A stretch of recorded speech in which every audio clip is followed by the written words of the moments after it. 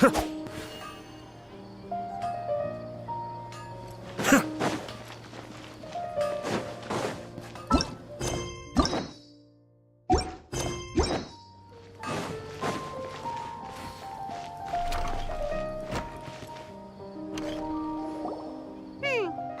trying to remember. What else did we put on our shopping list? Oh, what a mouth-watering smell. Paimon would know the aroma of biryani anywhere. Let's go get some. We can still add it to the list. Well, if it isn't the Traveler and Paimon. Wasn't expecting to see you here. Hello there. Oh, it's been quite a while. So you two are still hanging out together. Dia, didn't you say last time that you were gonna head back to the desert? I said I was going to resign from being her bodyguard, not that our friendship was over. We're still the best of friends.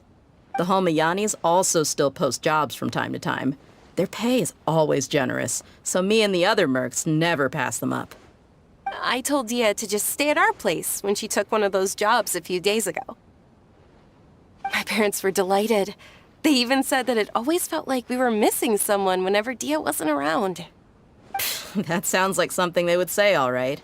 They're always so welcoming. Anyway, the job is already taken care of, so I was gonna head back to the brigade as soon as I finished a little shopping. But the master kept insisting, and I ended up staying for another day. You can stay for as many days as you want, Dia. Father hasn't even gotten around to treating you to his best dishes yet. You know I'm not the kind of person to stay put in one place like that, my lady. Don't worry, though.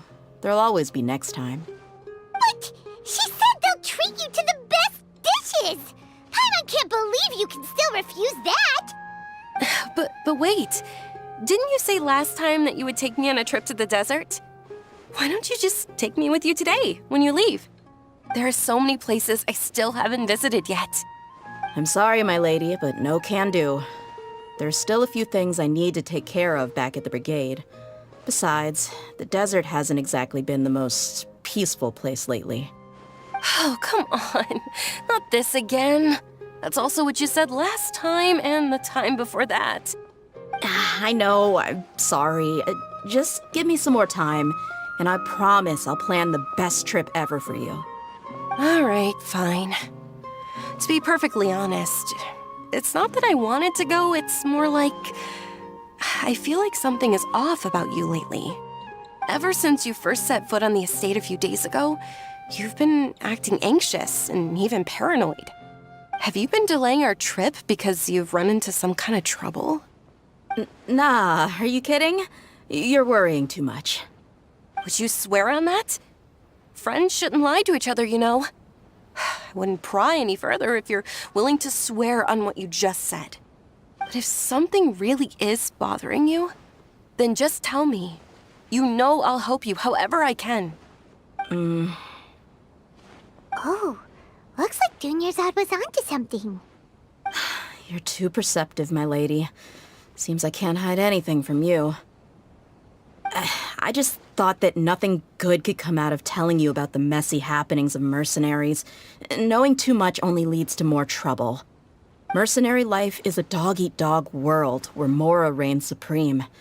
Everything operates on a completely different set of rules. That doesn't change anything about what I just said, though.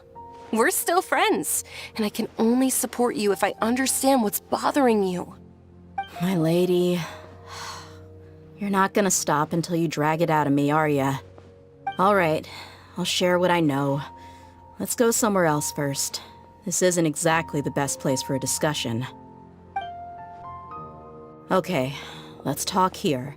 Just try not to draw any extra attention. As you may already know, the Eremites have both a lot of mercenaries and a complex organizational structure. Many mercs are no different than me, just going around looking for jobs to earn some mora. My brigade is called the Blazing Beasts. We're not a large group, but every member is loyal and brave. However, not all Eremite brigades are like mine. Some are willing to cross all kinds of lines for the sake of mora. The most notorious is a faction known as Deshret's Relics. Deshret's Relics?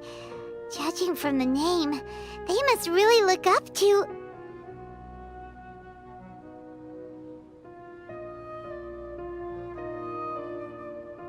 Yep, you got it.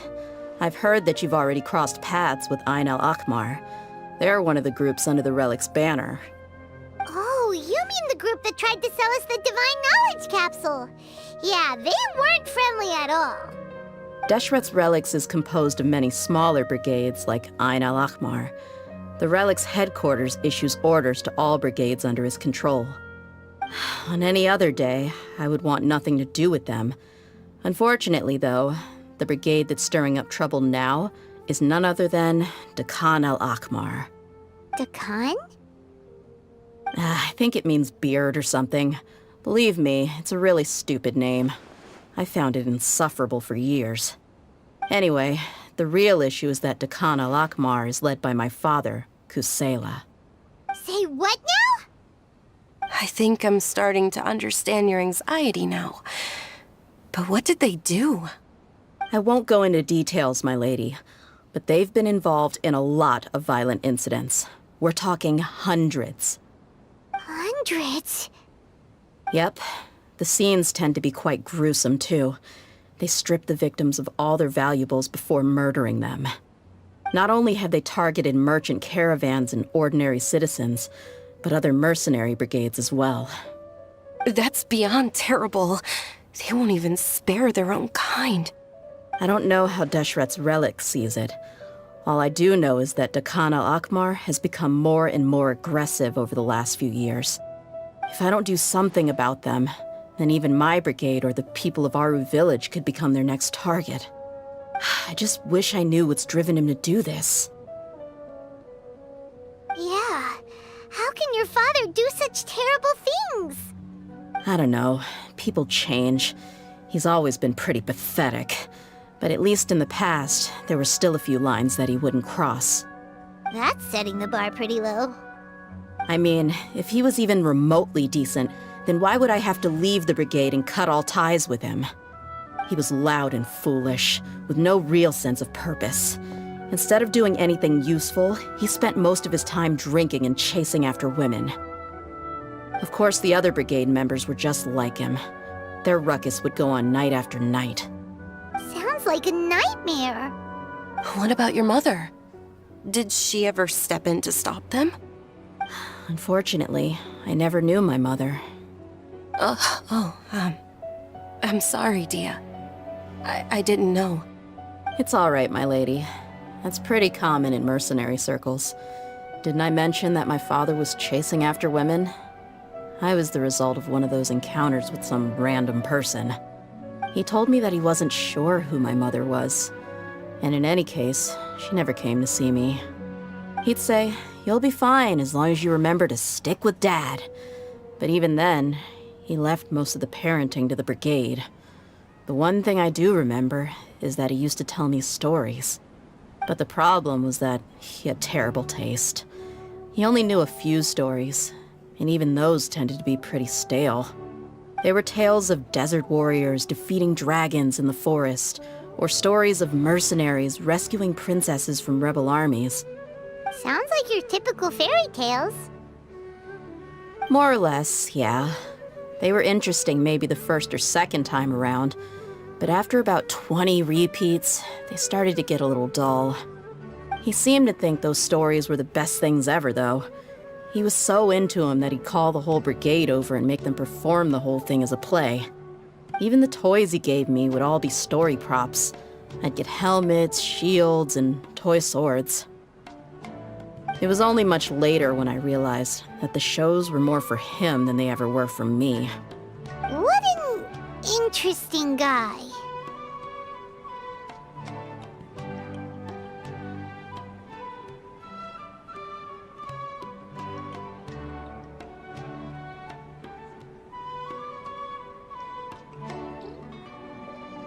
Yeah, I've always found him pretty childish.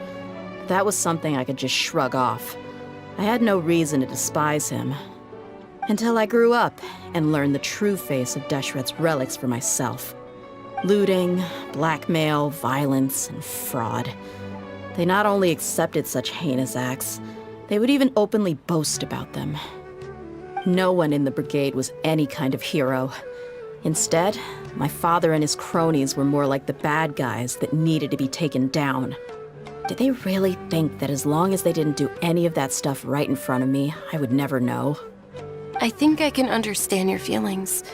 The difference between perception and reality must have hit hard. Yeah, but don't worry, my lady. It's all water under the bridge to me now. I had a huge argument with my father and left that place behind for good. I'm not investigating them due to any bitter feelings I still have towards my father. I just want to protect those that are close to me. Yeah, I told the boys to gather as much information as they could. Most of the reports concern violent incidents, but there's also some talk of smuggling. I see. But isn't this investigation incredibly dangerous? It is, but every mercenary lives life on the edge. It's a lifestyle that I enjoy. That may be true, but it'll be impossible for those who care about you not to worry. Well, now you get why I didn't want to share any of this with you. What should we do? They both have valid concerns. Huh? But there's no need for you to get caught up in this mess, too. Well, she's super tough, so if she went into the desert with you, then Paimon bets the problem will be solved in no time. I'm inclined to agree. I'd feel a lot more at ease if you took her along to help.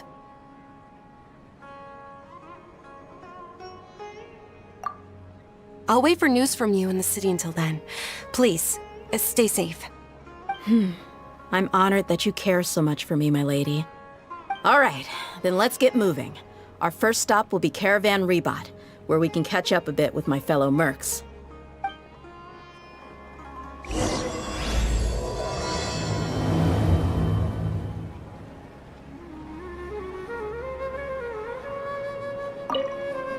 Please be careful. I'll stay in the city and wait for news from you. Just don't do anything reckless, all right?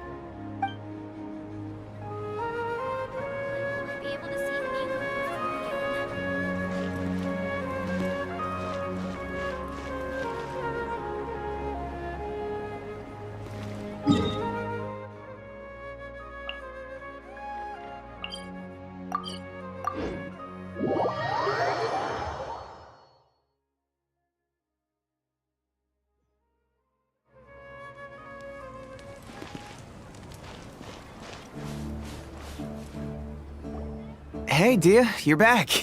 Are these two friends of yours?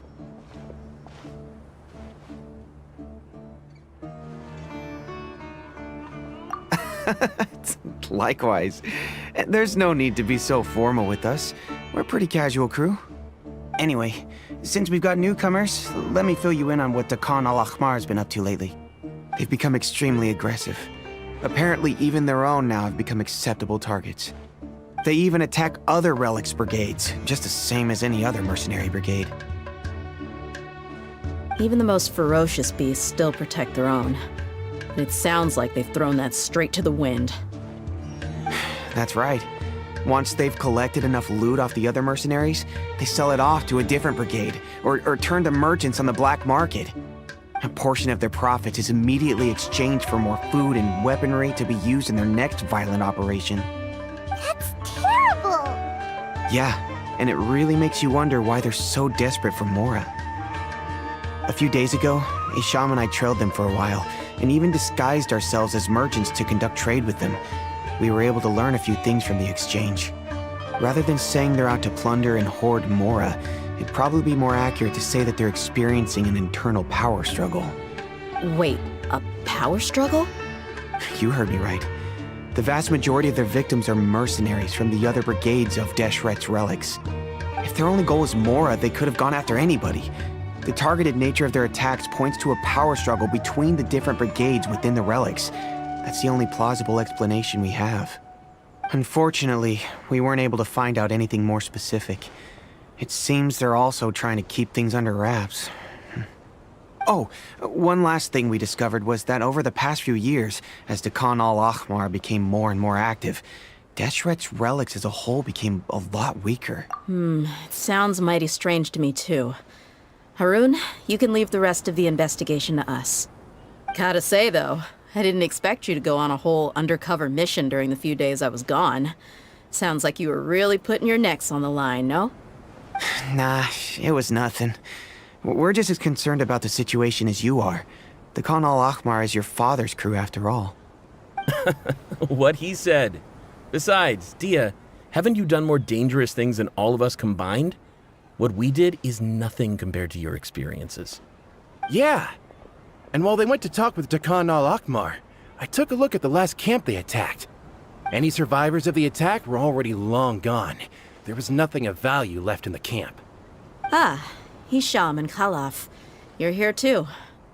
We rushed over as soon as we saw you come into Caravan Ribat. Although this new friend of yours looks a little green behind the ears, I'm sensing a special vibe from her.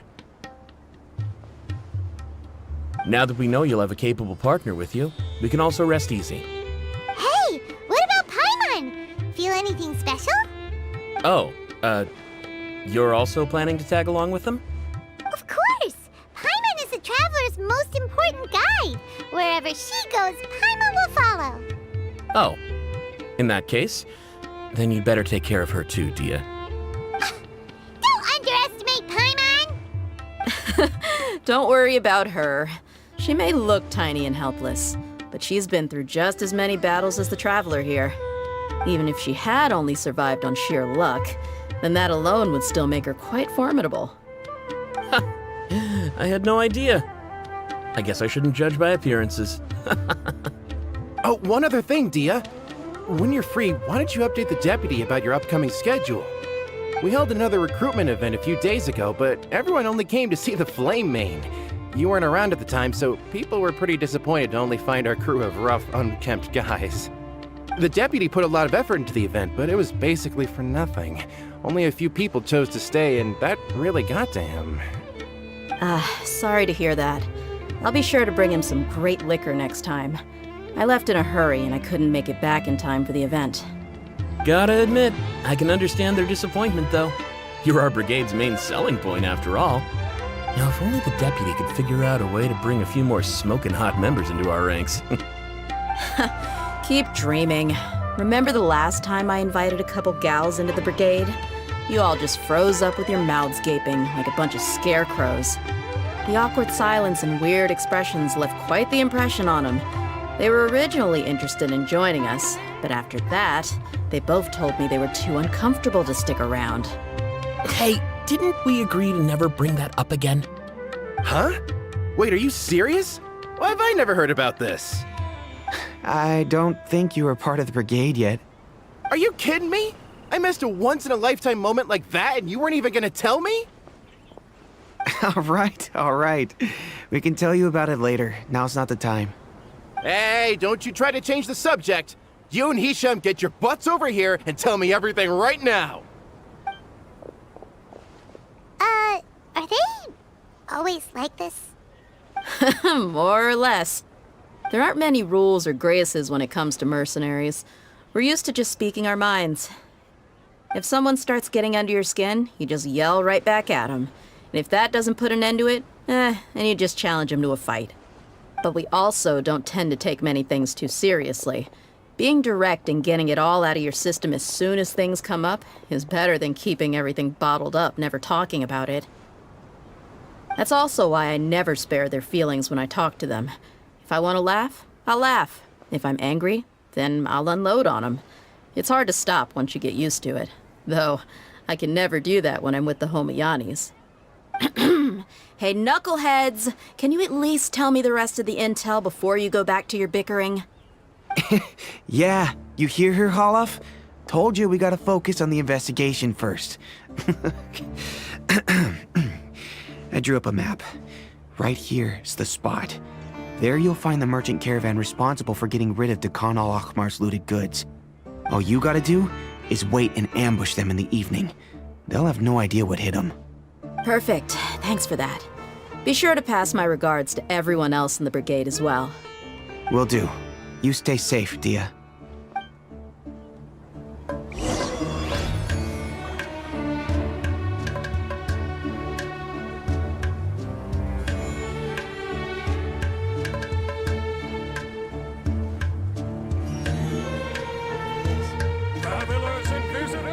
Everything's in place and they've taken the bait. Yes. Now to start reeling them in.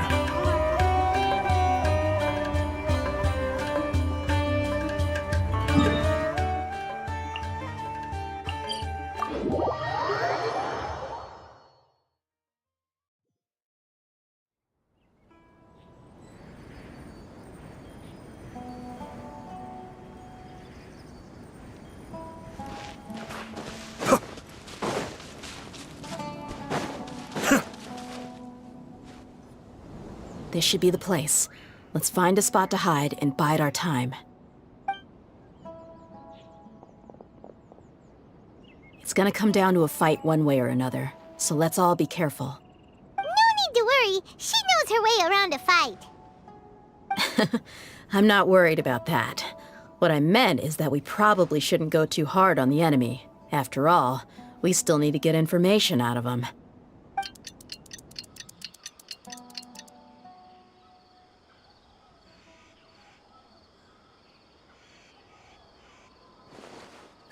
Here they come. You ready?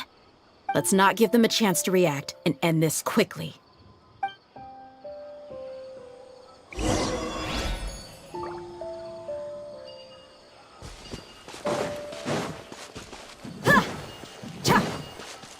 That's close enough. Buckle up! Where do you think you're going?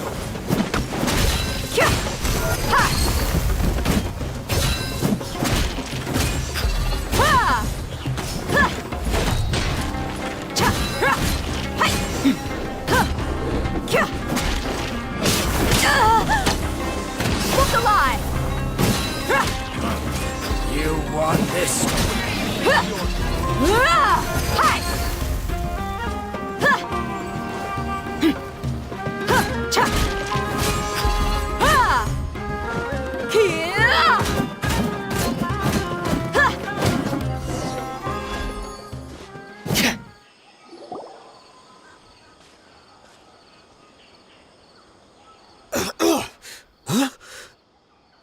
You're the Flame Mane. Good. That saves me an introduction. All right, time for a little talk. Are you buddies with Dakana Lakmar now? Tell me, what are they after? You know the code of being a mercenary just like everyone else. The first rule is to never divulge key information about our employer. What makes you think I'd talk? That might have worked on an amateur, but I know you're just looking to protect your reputation. Think about it, though. What's your reputation worth if you won't have the other tools you need to succeed in this line of work? Tools like, I don't know, your limbs or eyes? You've got 5 seconds. You might want to think twice about how much your employer's information is worth to you. Whoa!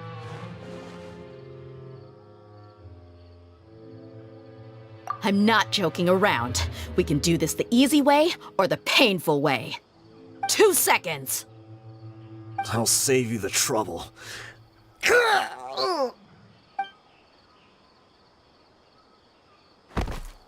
Huh? Are you crazy? He tried to bite off his own tongue. Quick, search the area for any first aid supplies. I definitely didn't expect him to go that far. Thankfully, the wound wasn't too deep, and he just passed out from the pain. But why would he be so extreme? I just wanted to test his mettle. You can get a lot of mercenaries to talk just by threatening them.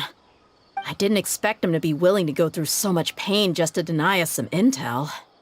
Well, he's out cold for now.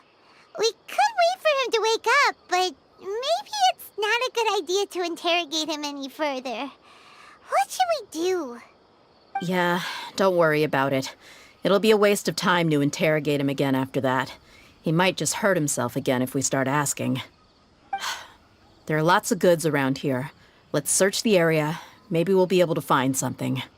I'm really sorry.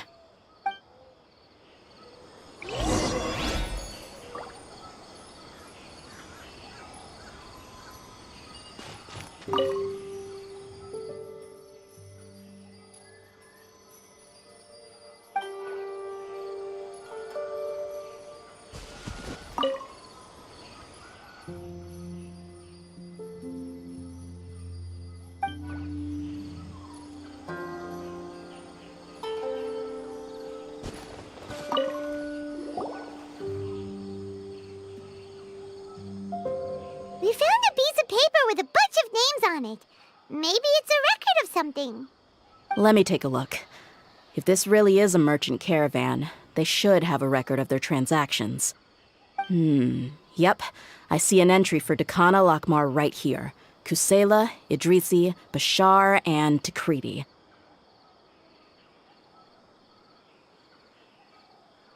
All familiar names. Dakana Lakmar has been trading for a hefty supply of food, weapons, and medicine. It seems that in the past, they used to receive some canned knowledge as well. This caravan is just one link in their logistics chain. Once in the rainforest, the caravan will exchange the looted goods for Mora, and the funds will then be passed to a specific person.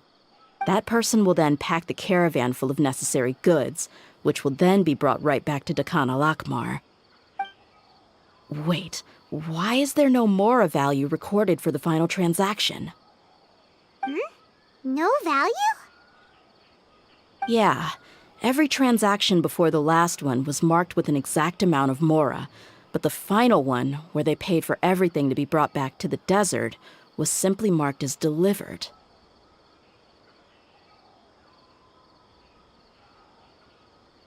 Perhaps.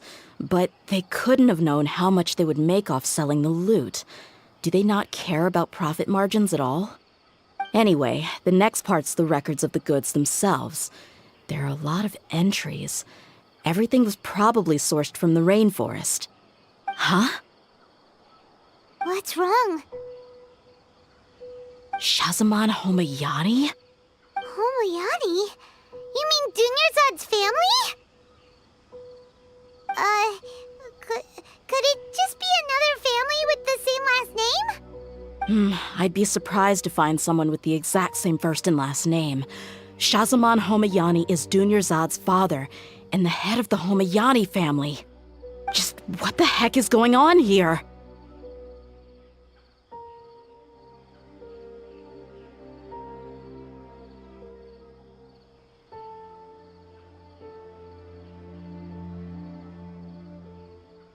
I'm sorry. You're right. I'll consider what we found and not jump to conclusions just yet. But what this piece of paper confirms is that the Homayani family has been providing goods to Dakana Lakmar. What if the Homayanis have been kept in the dark and don't know they've been trading with Dakana Lakmar? That's a possibility, but if that was the case, why is this caravan specifically named Shahzaman as their person of contact?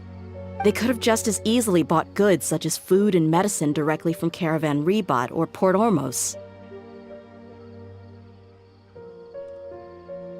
Yeah, funding violence and looting.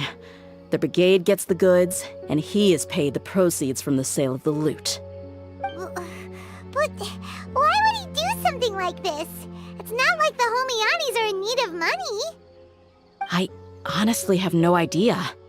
I've been to their estate many times, and I've never noticed anything suspicious. The only potentially large expenditure I could think of would be the treatment costs for Dunyarzad's Elazar. Maybe they borrowed a lot of Mora in the past? But that's still just a speculation. I don't think the Master would stoop so low to make Mora. You're probably right. I know my lady's personality, and she wouldn't deliberately keep something like this from us. But what should we do now? All we found is just another mystery.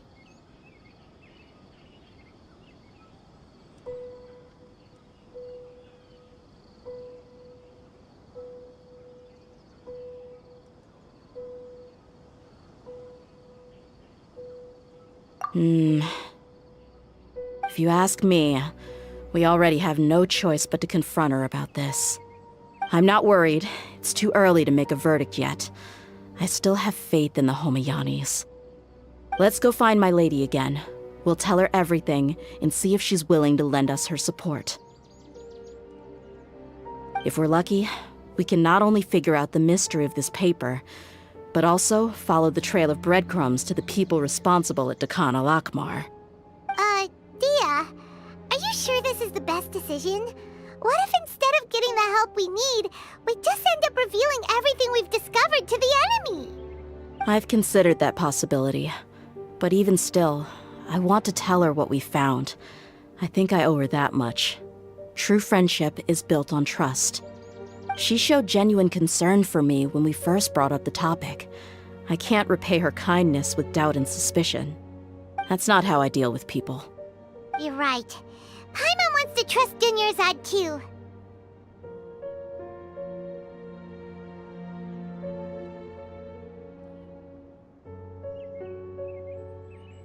Yeah. Let's pay another visit to Sumeru City.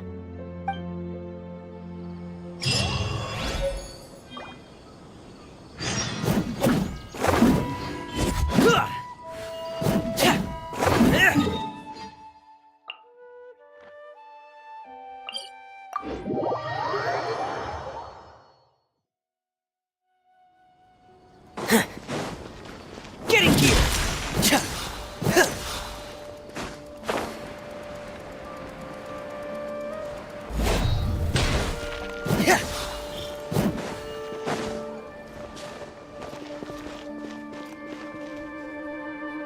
We're back, my lady.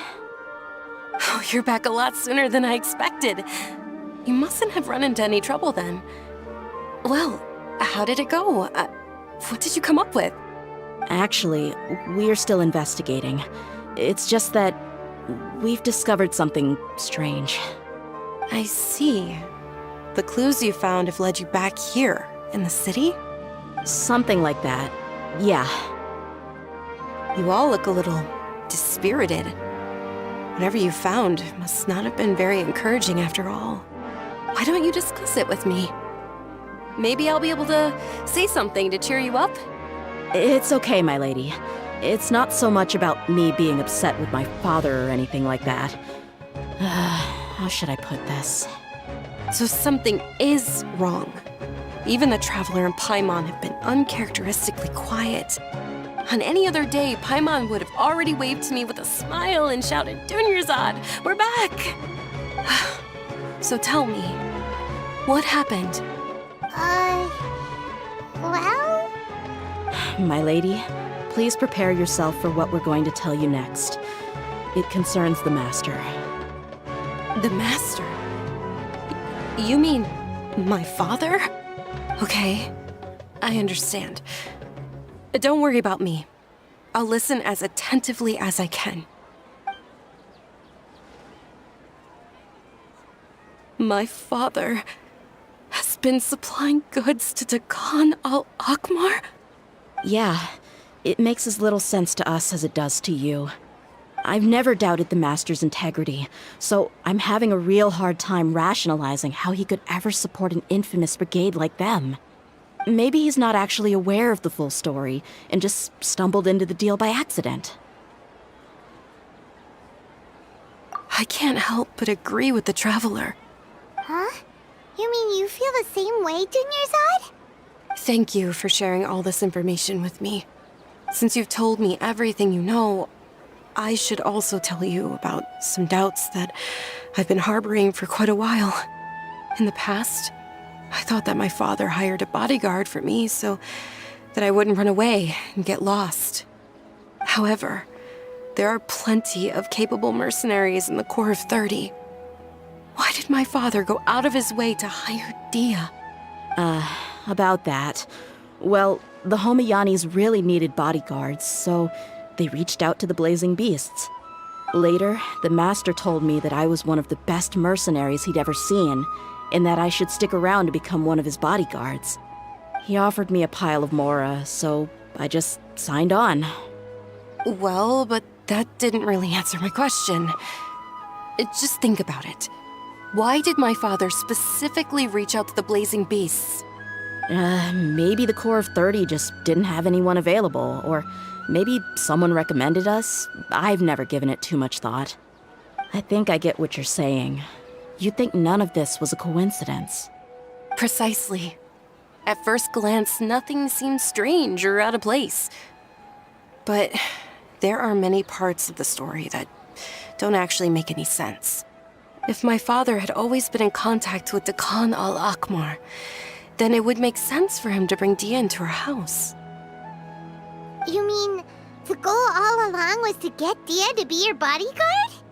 No, that's too too much of a stretch. I cut all ties with my father a long time ago.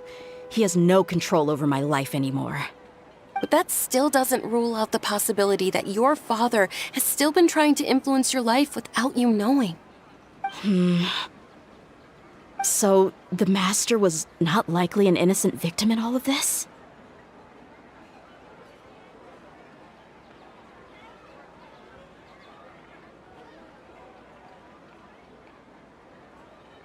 Sorry we put all of this on you so suddenly, Dunyarzad. It's okay, Paimon. I should actually be thanking you. Regardless of his reasons, if my father has truly been funding a violent group of mercenaries, then it's my duty to bring him back to reason. But is that really the right thing to do? My father has committed many atrocities and deserves all the punishment that he has coming to him. I have zero sympathy for him. You may call me an ungrateful child, but my feelings will remain the same. However, the Homayani family has treated me with nothing but generosity and kindness. If we decide to investigate this further, we could end up implicating the entire Homayani family. I would be biting the hand that's fed me over all these years. Tia. It's all right, Dia. If anyone were to ask, you could always just say that I'm the one who instructed you to get to the bottom of this. You don't have to do that, my lady. I'm not conflicted because I'm afraid of taking responsibility. Besides, you're the one we should all be worried about right now. Hey, it's still too early to give up hope. What was the thing about friendship again? Right, yeah, trust! You said that yourself, Dia. Besides, there's no point on getting all riled up before we've confirmed all the facts.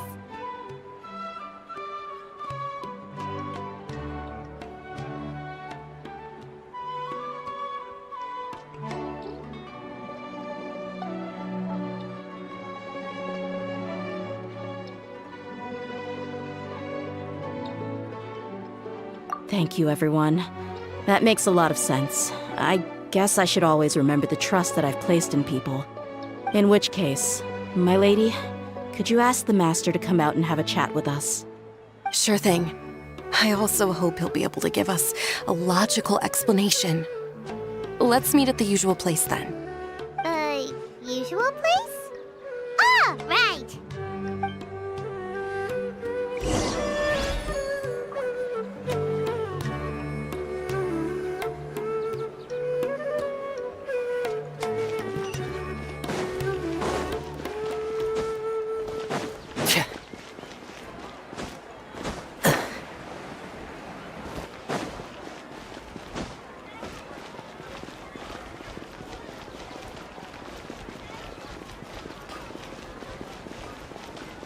Frost is coming!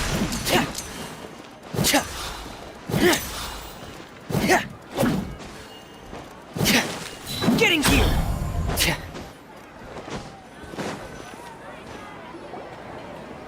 Thank you for coming, sir. Please allow me to introduce these two. This is the Traveler, and next to her is her travel companion, Paimon.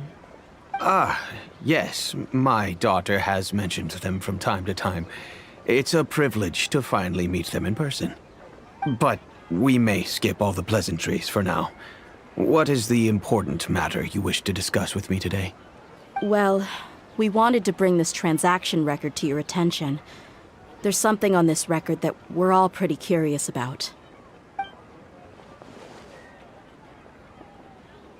So, that's what you found. Huh. Seems like I can't keep everything from you much longer. If you wouldn't mind, we'd like an explanation. Well, it's a long and difficult story. And to be perfectly honest, I'm not sure if I'm doing the right thing. What I do know, though, Dia, is that the truth will bring you no solace. If anything, it will likely cause you a great amount of anguish. Wait, me? Yes, I understand perfectly why you came to see me. And I am touched by your collective commitment to do the right thing. But knowledge always comes at a price. And sometimes, as they say, ignorance is bliss. Your father, Kusela, and I both believed that. Of course, you have the right to seek and learn the truth, but I must warn you. The facts of this matter may reduce everything you've built for yourself into sand, blowing in the wind. If you must proceed, then Kusela's heartfelt efforts will also fade into the wind like a fleeting mirage. His heartfelt efforts? I'm sorry, sir, but I'm not sure I follow. I've made it this far in life without a single drop of my father's support. I have my own ideals and ways of looking at the world, as well as people and causes that I've chosen to cherish and fight for. None of these things have anything to do with him. I came here today to support you as the head of the Homayani family. No warning will change my stance on that. I understand. Then let me tell you a little story.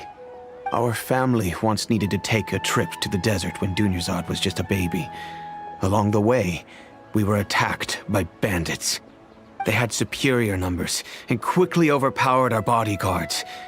When all seemed lost, a group of passerby Eremites lent us their support. Those Eremites were Kusela's brigade, Dekan al-Ahmar.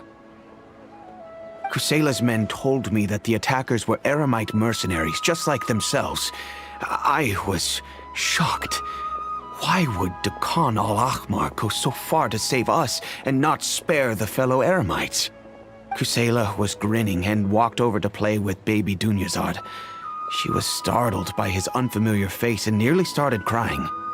Really? I never knew. He said that he had no particular reason to help us. He just took pity on us because he had a daughter about the same age. We started talking about our children, and I sensed that he was a devoted father. To repay his kindness, I hired his brigade to help out at our estate for a time, and offered everyone generous remuneration. So, that's what happened. It was many years before I saw him again. I almost didn't recognize him the next time he came knocking on my door. The man I knew to be strong and healthy had been reduced to a shell of himself. He couldn't even walk anymore without his cane. So, what happened to him? He was perfectly fine when I left the brigade. I'm not too sure myself. The only thing that didn't change was his cheery disposition. He said there was absolutely nothing to worry about and that he had gotten into a fight. That was all. He then suddenly asked me if Dunyarzad, now that she had grown, would need a bodyguard of her own. At the time, Dunyarzad was going through a particularly severe bout of her Elazar. There was no need for her to have a bodyguard when she could barely leave the house. But he kept coming back to the topic.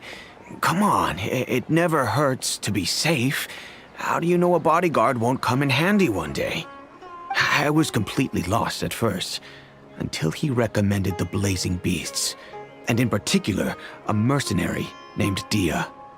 So he was the one who recommended Dia to you. Indeed. He didn't say it out loud, but it was clear that he saw Deshret's relics as an evil group who would eventually corrupt every member in their ranks. He was already beyond redemption, but he hoped that he would be able to detach his daughter from the vicious world of mercenary life. If Dia could stay in my house and keep working as a bodyguard, then gradually her affinity for the desert would decrease, and she'd be able to leave her previous life behind. And that's why you offered her such generous compensation? Yes, but not just because of that. From the moment that he asked me for that favor, I also began to see Dia as my own daughter. And that's also why I tried to persuade you to stay when you asked for permission to leave. I was willing to spend however much it took. Kusela saved my daughter and me all those years ago in the desert. I could never refuse him entrusting his daughter to me. He was always like that, acting like he's oh so smart and self-righteous. Kusela said that he'd reimburse me for a portion of Dia's fees. I refused to take any mora from him, but he'd always sent me funds anyway. Eventually, I just accepted them as a token of his gratitude. And that went on for a while until I received another letter from him a few years ago. The letter contained a request to help him buy food, weapons, medicine, and even explosive materials. Wait! Isn't that around the time that Dekan al-Ahmar started becoming more aggressive? That's right. When I started to hear some nasty rumors, I became wary. I wanted to meet him face to face to discuss things. But by then, he was no longer receptive to my requests to talk. If I had to guess, it's probably because he doesn't want to put Dia at risk. That thought occurred to me as well. I figured that he probably came to me for help because he had nobody else to turn to. After some deliberation, I decided to send him some food and medicine.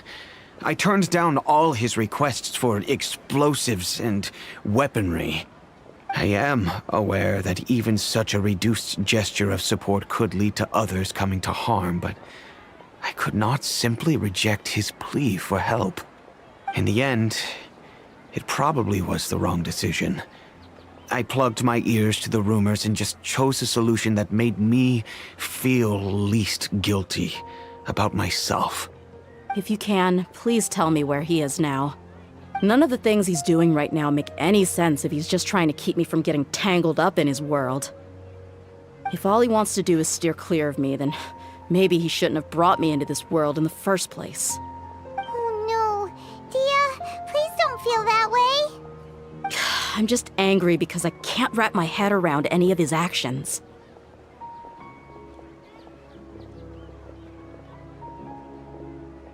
Another way?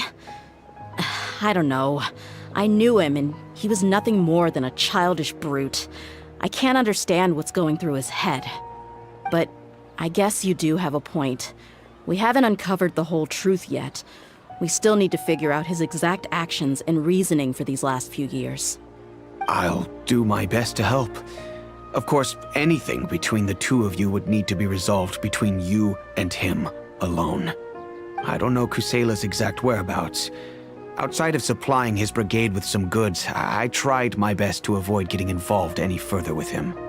However, there's a man on the list named Jawed. He used to be a mercenary in the desert and is now a member of the Corps of 30. He's responsible for supplying weapons and liaising with the Dekan al-Ahmar's merchant caravan. I think he should know Kusela's whereabouts. I've heard that he likes to have a few drinks alone and enjoy the cool wind at night outside the tavern. Maybe you'll be able to find him there. Understood. Thank you, sir. Then I guess this is bye for now, unless... I'll stay and be with my father here. To be honest, I'm still a little dazed and haven't finished processing everything quite yet. My father has indeed done something wrong, but if I think about it, I'm also not sure if there was a right way to handle this problem. I feel like our only course of action is to turn everything we know over to the Corps of 30 and let them render judgment. Yes. I am prepared to accept whatever verdict they choose. It's time to face my mistakes.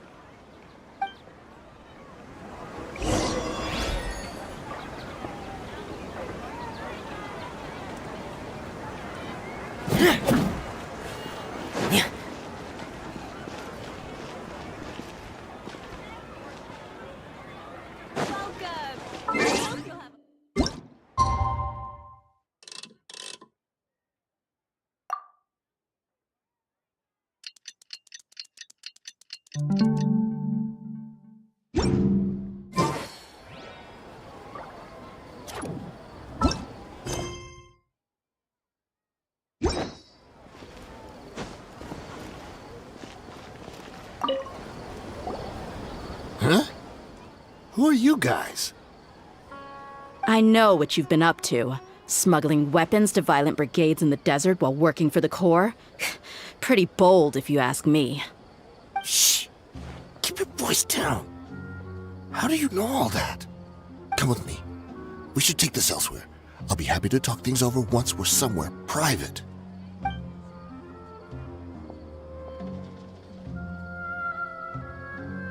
This place should do. All right, back to my question. How did you all know about me? Don't worry about that for now. You know what kind of punishment you'll face once we report you to the Corps, I assume. Wait. There's no need to jump the gun. Let's talk this out. What are your terms?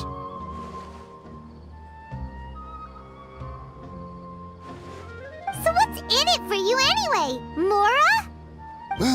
Well, I was a little tight on money at the time, and Kusela took good care of me in the past. I weighed it in my mind, and I couldn't find a reason to turn the opportunity down. I wouldn't only be helping my benefactor, but I could also make some quick Mora. Let me tell you how it is.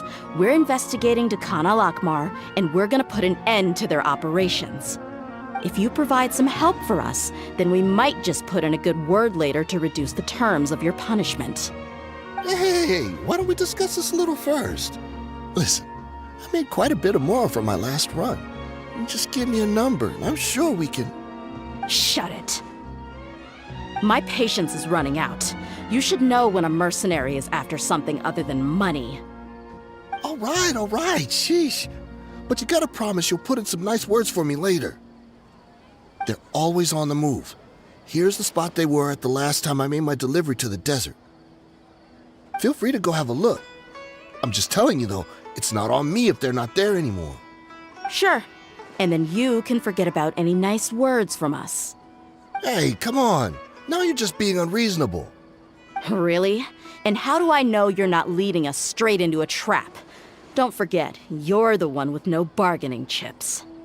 All right, I get it. Why don't you go take a look, and if they're not there anymore, I'll try to figure out something else for y'all.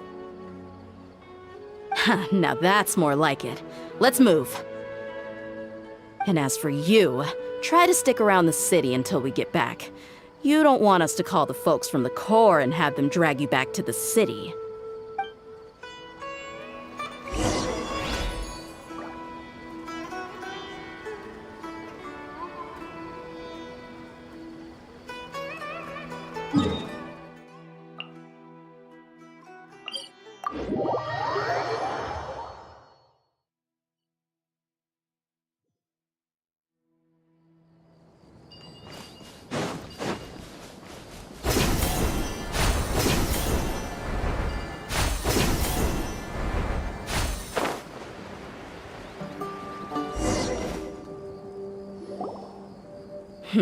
Seems like we're in luck. That should be their camp right up ahead. Let's go. We'll finally get to the bottom of this ourselves. I'm here to see Kusela. Tell him to get out here. Tia, why are you here? This place hurt a little. Kamisato Sweet! Need! Haven't you all done enough? Oh, so are you also here to stop us?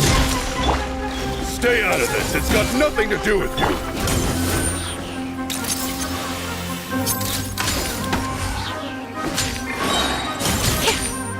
Cascade!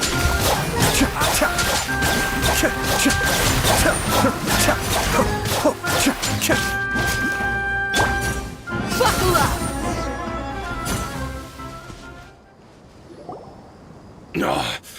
She's so strong. Enough fighting. We all know each other, and I don't want to take things too far. Just bring Kusela to me. There's no use hiding him anymore. Did you understand a single word I just said? Or do I need to bash your skull in some more? All right, everyone, let's all just calm down for a second. Dia, the boss can't come out and see you anymore. He died a long time ago. What? Seems like you've been out of the loop for a while. Guess that's for the best, though. At least, that's what the old man wanted. When did he die? What happened to him?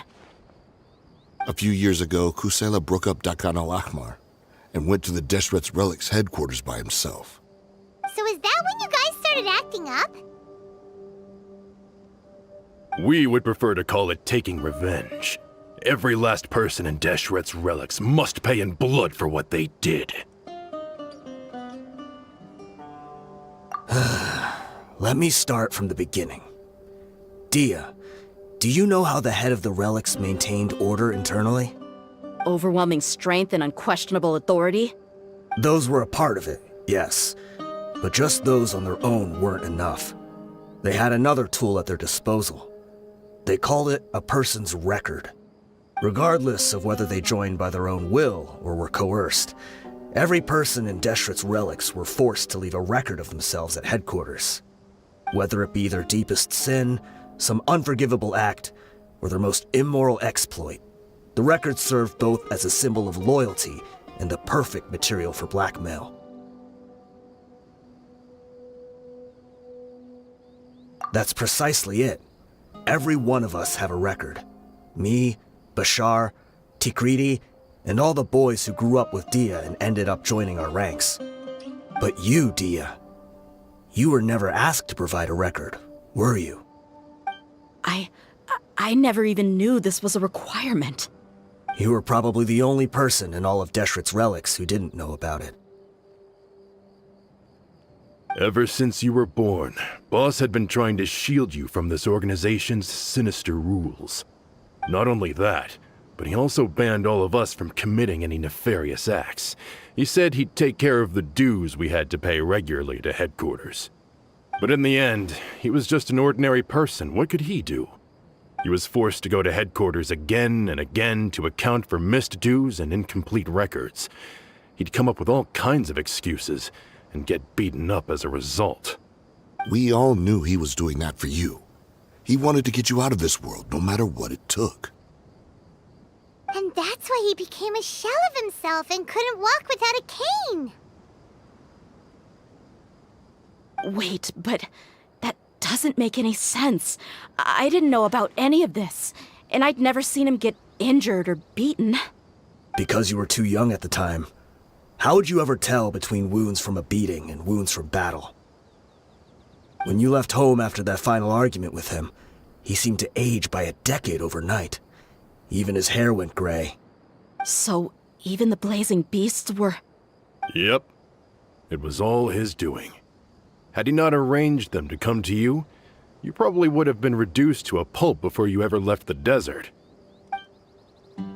A few years ago, Boss said he needed to make another trip to headquarters.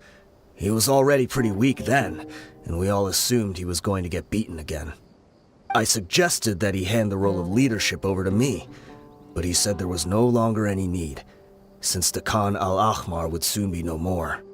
His words made no sense to me, but that night, we heard that a massive fire tore through headquarters and razed everyone's records to ash.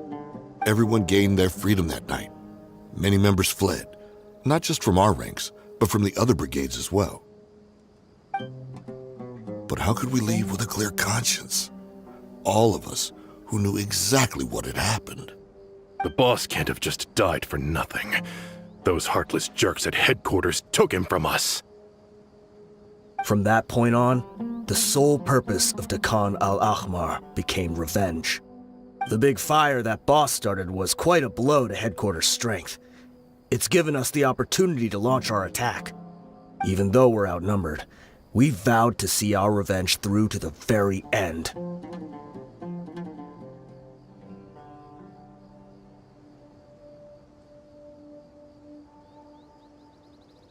There were people from headquarters who changed their names and went into hiding. Some fled to other brigades, and others escaped to the rainforest. But we won't let any of them escape our wrath. They'll all pay for what they've done. We've suffered plenty of losses as well. To keep going, we need an enormous amount of supplies, from food and medicine to weaponry and explosives. All we can do is exchange our loot from Mora, and then use that to get supplies. We forged Boss's handwriting and sent out many letters to his former friends. Thankfully, many people were willing to come to our aid. We were also able to attract many mercenaries who shared our goal. We've endured unspeakable pain to win many impossible battles. Deshret's relics have become weaker and weaker, and now we finally have an opportunity to directly strike their headquarters. Paimon doesn't know what to say anymore.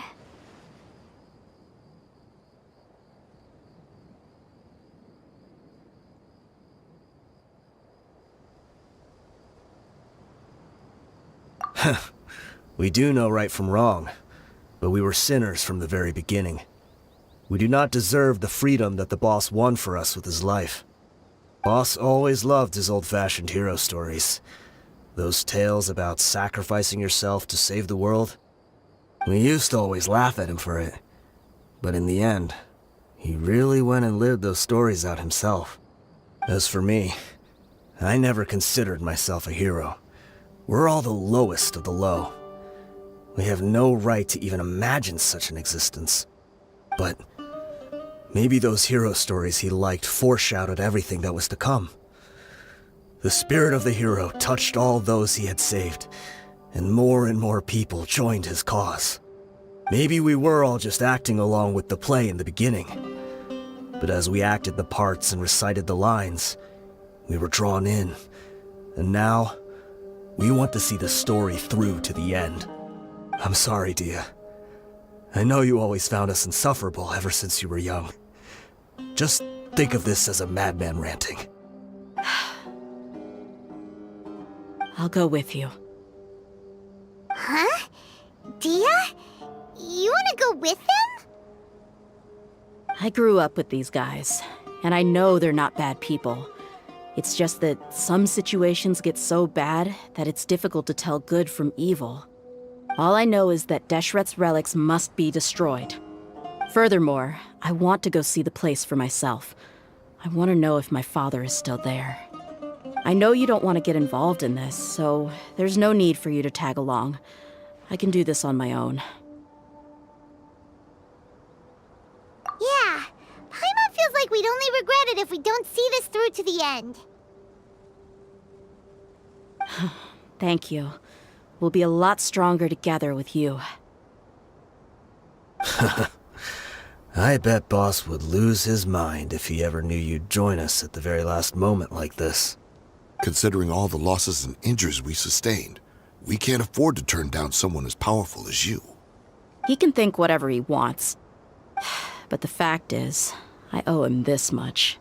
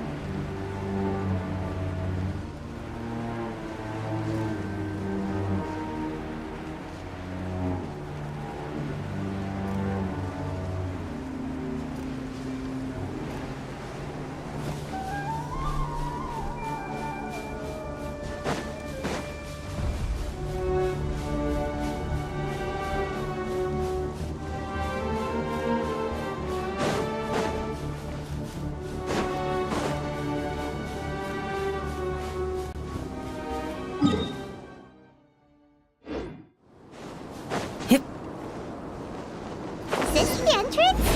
We sure didn't run into much trouble on the way here. Should be. I don't think they have enough manpower left to post guards and defend their perimeters.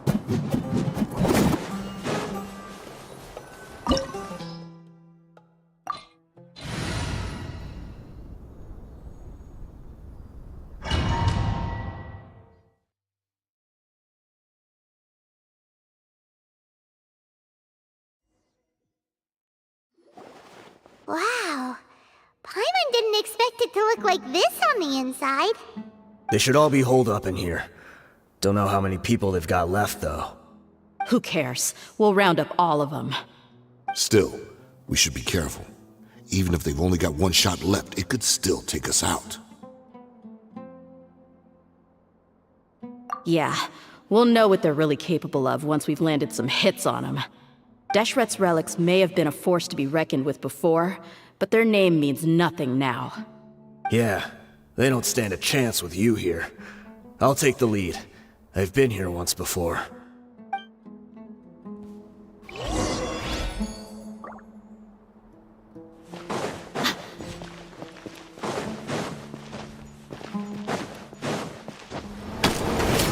You are not welcome here. It's something here.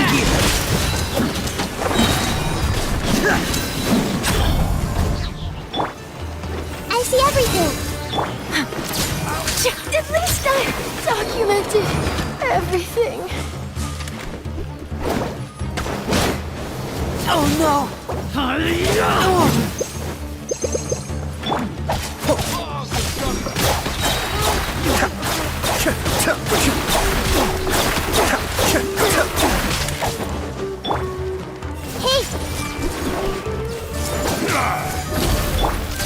Miles!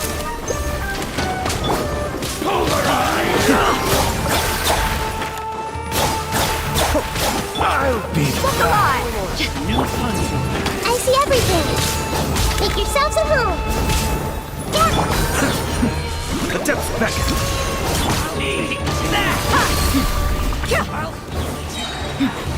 Feeling lucky today? You're dead meat!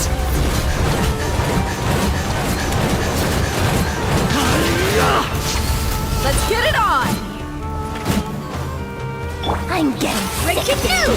Hold that pose! Be still.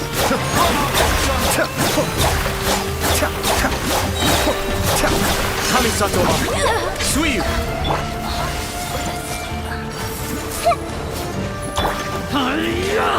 Buckle up! I'll be back. Hi!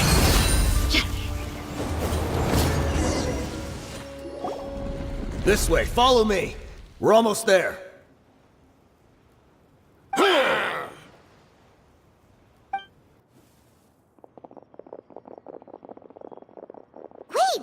They went charging ahead without checking for any traps! Hey, you guys okay? It seems like we just got trapped in here. Don't think we triggered anything else. Watch out, the enemy's coming from ahead. Well, now that things have come to this, seems we'll have to fight our way through. Don't worry about us. We knew something like this could happen. Go and take a look around. There could still be another way through. Let's go! We can't let the boss down! Let's check if there's another way! The sooner we can make it through to help them, the better. Let's see. I think I see a way through over there, but it's being blocked by something. Let's try our luck with that mechanism. Okay, let's go!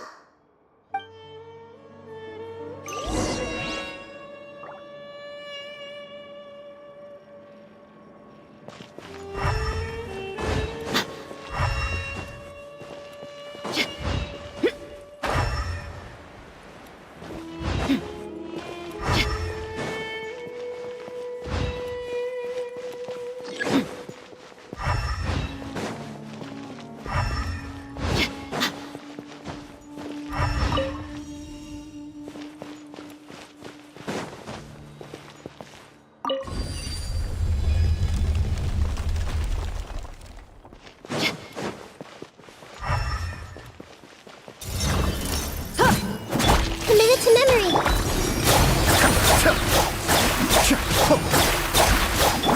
Let's get it on!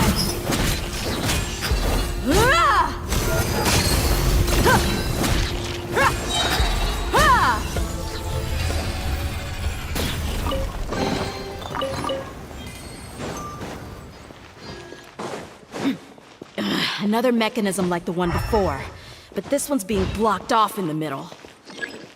We just need to adjust it a little.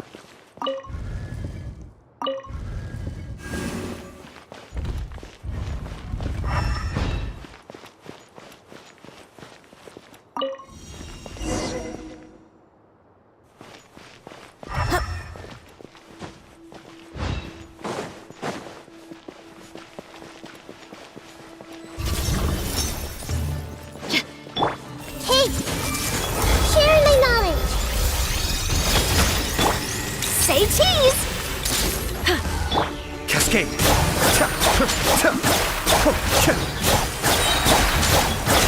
Mind the deluge. You asked for it.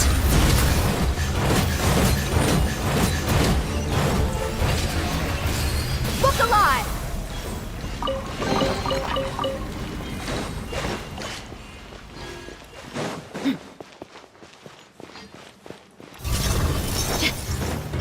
I see everything.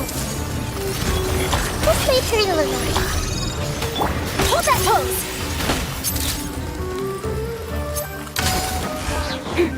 Hard-hitting exclusive!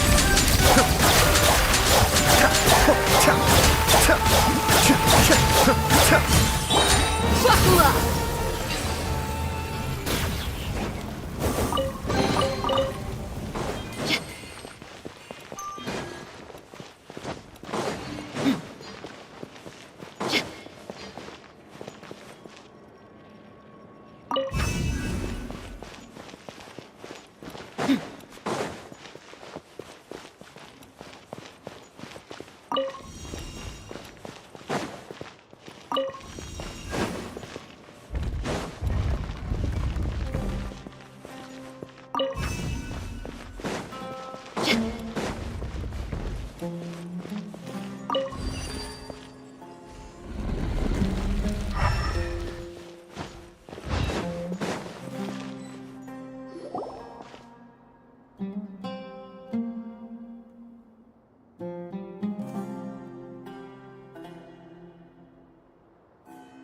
I wasn't expecting anyone to make it through from the other side. But as a desert dweller, I suppose we should be used to our folks defying all expectations. Don't waste your breath. You have nowhere to run. Run? Had I wanted to run, I would have fled 1,000 times already. I witnessed the golden age of Deshret's relics. Even if I could leave this place behind, all that awaits me now are endless days of humiliation and ruin. Even now, my brothers and I still believe in one thing. The greatest should never live to remember their fall. So you want to go out in a blaze of glory? Let us draw our weapons! We will show them the true power King Deshret bestowed upon his followers. They are but two, while we hold within ourselves the entirety of the relic's glory. Wave 1, charge! Eliminate them! The Temple of Wisdom. Committed to memory. Say cheese.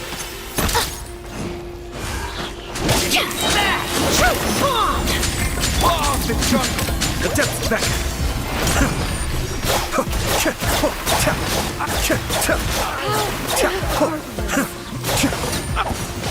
Don't think that you've won. We're just getting started. Make yourself at home. This may turn a little. Hold that pose! Now you're testing my patience.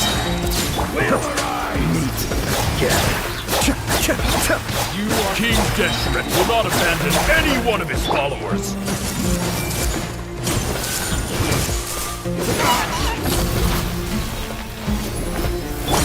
Kamisato up! Breaking news! Smile! Gloves off! Will! Brothers! Target practice. This is where we'll prove our faith. You all just want to die? None of us plan to leave this place alive!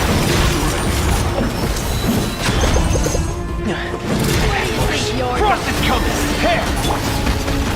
Goodbye. But we'll meet again. Mind the deluge. Golden slumber. The commander has finally fallen. But they're still coming at us! This place is like a gladiator's ring. They just keep coming no matter how many we beat! Yes, keep fighting! There's no need to fear, and no need to back down! This is our last stand! When the next wave comes, try to draw away their attacks. I'm going to see if I can take out that high platform.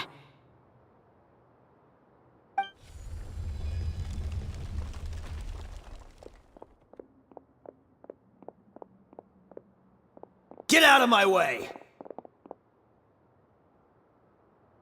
Come and face me, Michel! Ugh, so they've broken through the front as well. Apologies, Lord Michal. They fight like absolute madmen! No matter how much we throw at them, they just keep coming for more!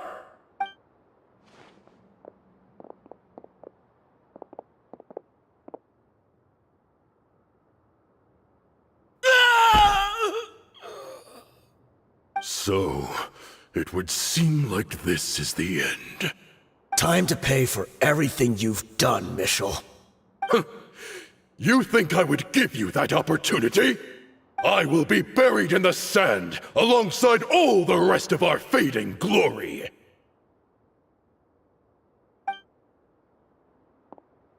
Hey, wait!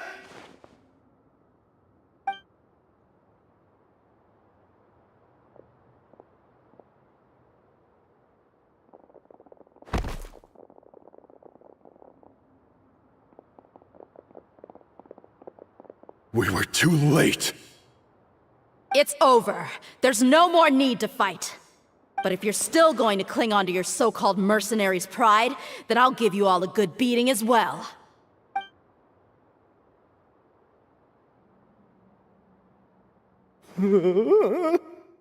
Hey, dear!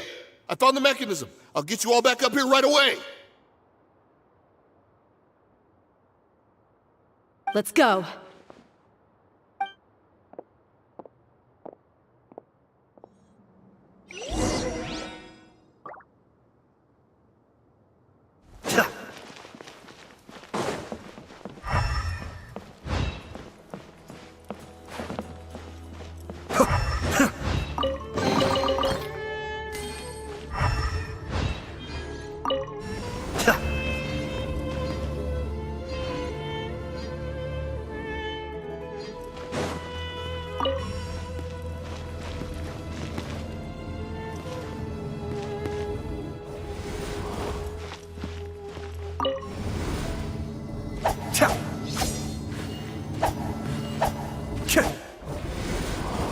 Who are you filthy rats? And why are you always pestering us?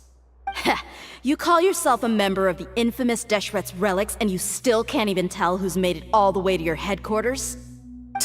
Who knows what intent a bunch of rats may have? We try to catch a couple, and you all just show up on the other side instead. How are we supposed to figure out what you're after? Hey, have you ever heard of a man by the name of Kusela? Why would I know? It's not like I'm in charge or anything. This is your last chance to talk. Hey, I said I don't know anything. I'm just an average member here. I'm telling the truth. If you're here to find someone, why don't you look through the records yourselves? Who can remember every name and face with so many people coming in and out every day?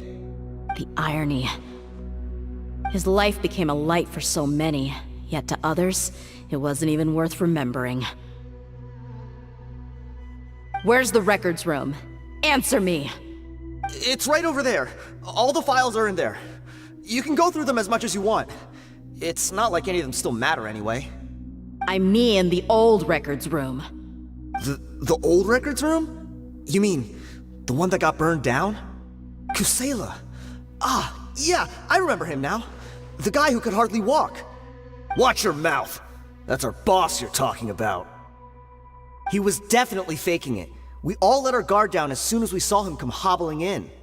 But in the short time it supposedly took him to take a dump, he'd already gotten away and started a fire in the records room. He couldn't have possibly outrun us if he wasn't a fraud. And after that, Deshret's relics fell into complete disarray. Stop wasting our time. Every one of us here is perfectly aware of what he had done. Tell me, where is the old records room? It's just over there. Go see it for yourself if it means that much to you. There's nothing left in there but ashes. No human could ever survive that kind of inferno. Bashar, Tikriti, let's go. We'll leave the others here to guard these guys. Spare them no mercy if they try anything.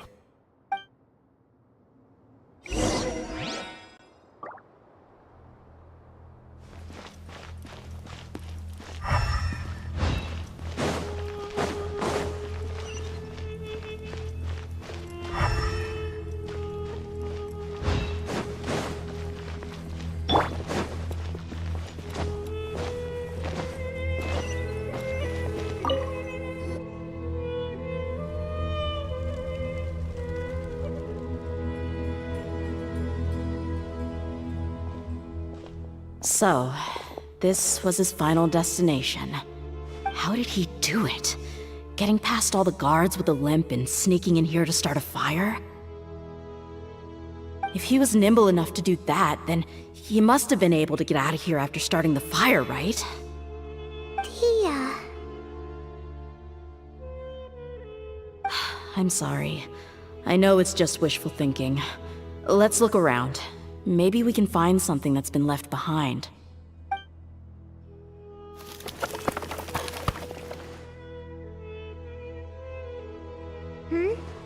Is this a cane? It must be the one that Dia's father used. Kusela. Thanks for everything, boss. We're fortunate to somehow find that cane after that fire. Let's split up and look around some more. What if something else has been left behind? But what else could survive a fire like that? Huh?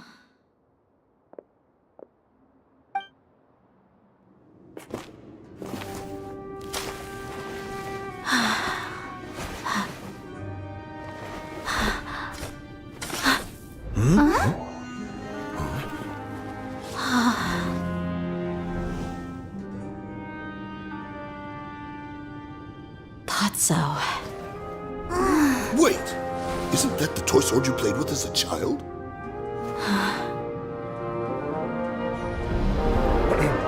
The dragon is no more, for Princess Dia has slain it.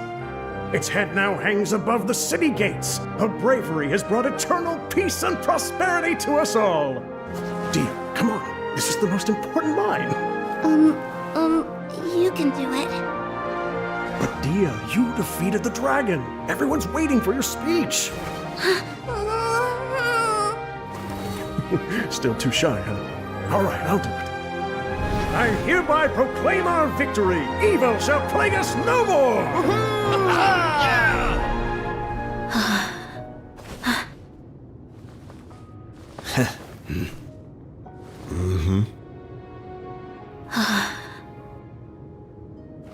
I hereby proclaim our victory. Evil shall plague us no more, Dad.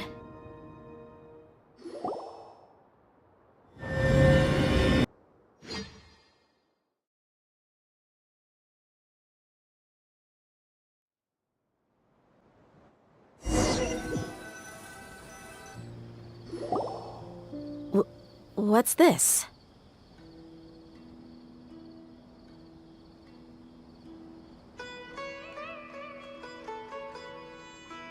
Don't you remember? You asked Paimon what she would do if she were to wake up tomorrow with loads of money. And Paimon said that she would get boatloads of tasty snacks. You looked super confused at the time, but said it was an adorable thing to say. These opportunities don't come by often.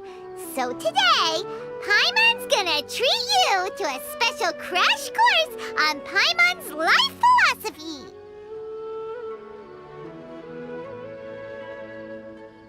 Hey, come on! Paimon's not that stingy. Anyway, the point is that you should eat to your heart's content. You'll feel better for sure once you've gotten something in your tummy. Dunyarzad will also be here shortly. She's already heard that we're back. Aw, thanks, you two. Honestly, this is very unlike me. I just had a lot on my mind on our way back, so I didn't know what to say. My chest was filled with all kinds of intense emotions. They just shook me even more than all the feelings we've shared during our previous adventures. But when everything came to an end, those emotions also vanished without a trace, and I was left feeling more empty than ever before. It was as if I'd lost the thing that was most important to me.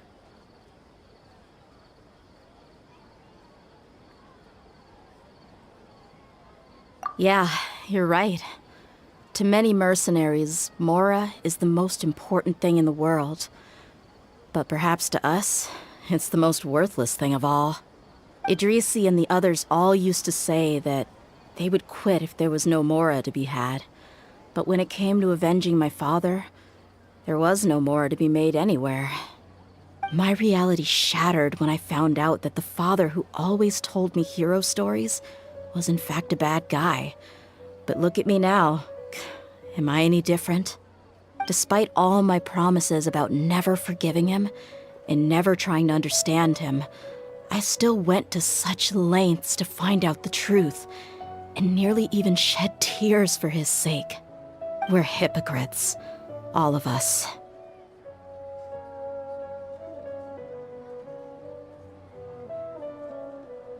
Yeah, you're right. It's just a pity that we often only recognize our true feelings after it's already too late. You're back! Are all of you alright? Ah, there she is! Yeah. Many people from the Corps of 30 came over, and I just wrapped up everything with my dad. All I can do now is wait for their verdict. Huh? Dia, you're looking quite down again. Paimon will explain. A lot happened while we were gone.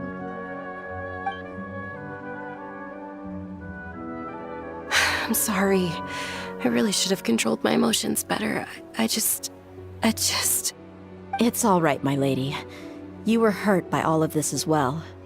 Truth be told, I'm starting to feel a little guilty watching you cry like this. But Dia, your pain must be even worse. You shouldn't need to comfort me. Hey, don't worry about me. If anything, this whole thing has finally shown me the difference between illusion and reality. My father probably thought that people could settle into new lives as long as they moved to a new environment.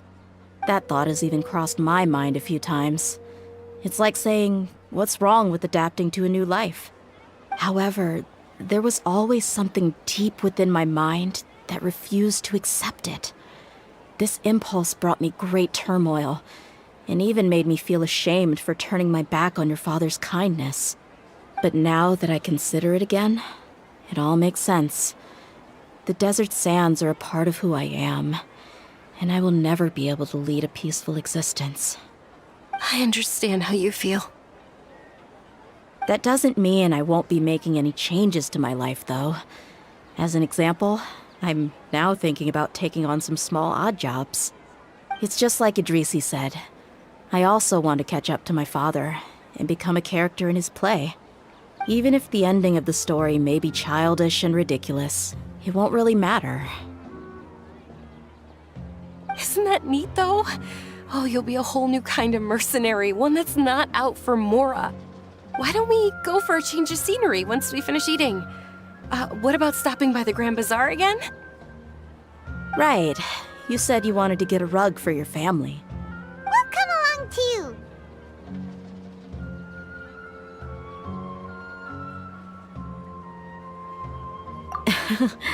I can't thank you enough for taking care of me this entire time.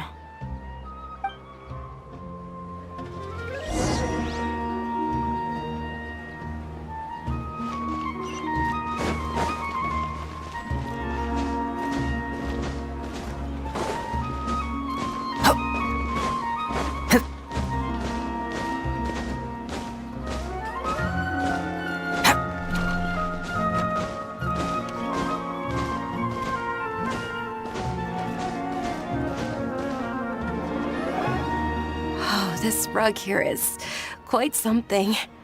The craftsmanship is exquisite, and the fabric is also of high quality. Ah, here you are. Finally, I found you. Hey! Aren't you that mercenary who bit his tongue?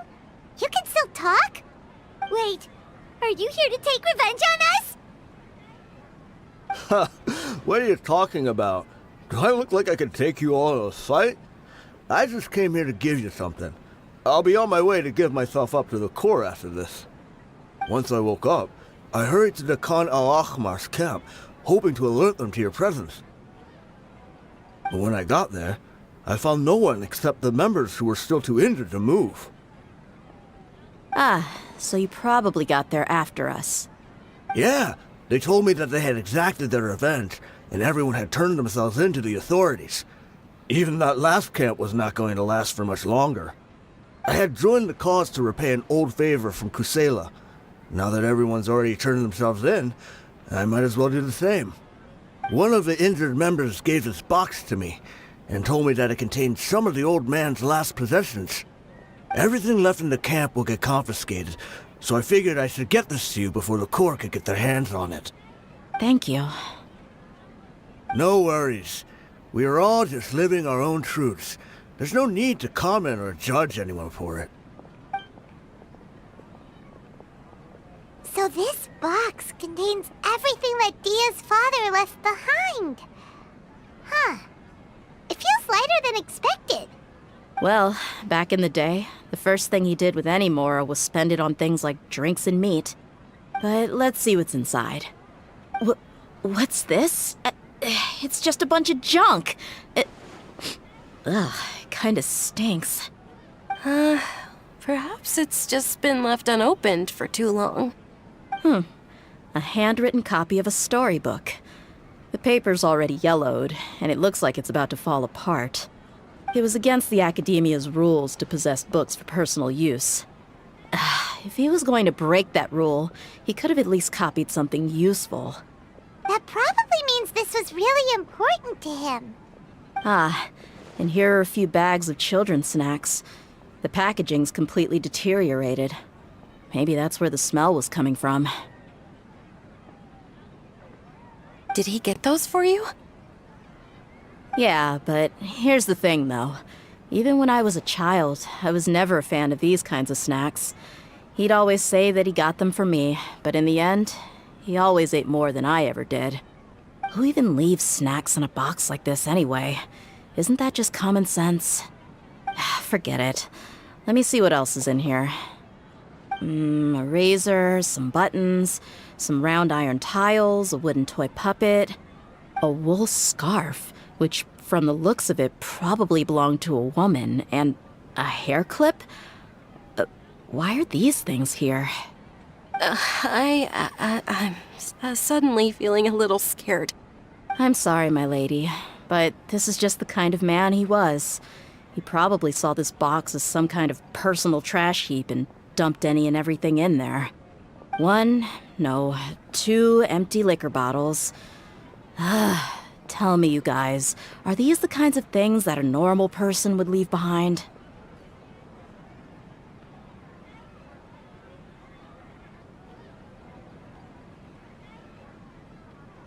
Huh? There's something in the bottle! Oh, you're right. All right, I got it out. It seems to be a piece of paper with some writing on it. The bottom part's all damaged from moisture, though. Let's hope the writing didn't smudge. I was suddenly seized with an urge to write a letter after finishing this bottle. I just folded it up and left it in the bottle, though. If I end up forgetting about it, it won't really matter. To Dia. It's a letter for me?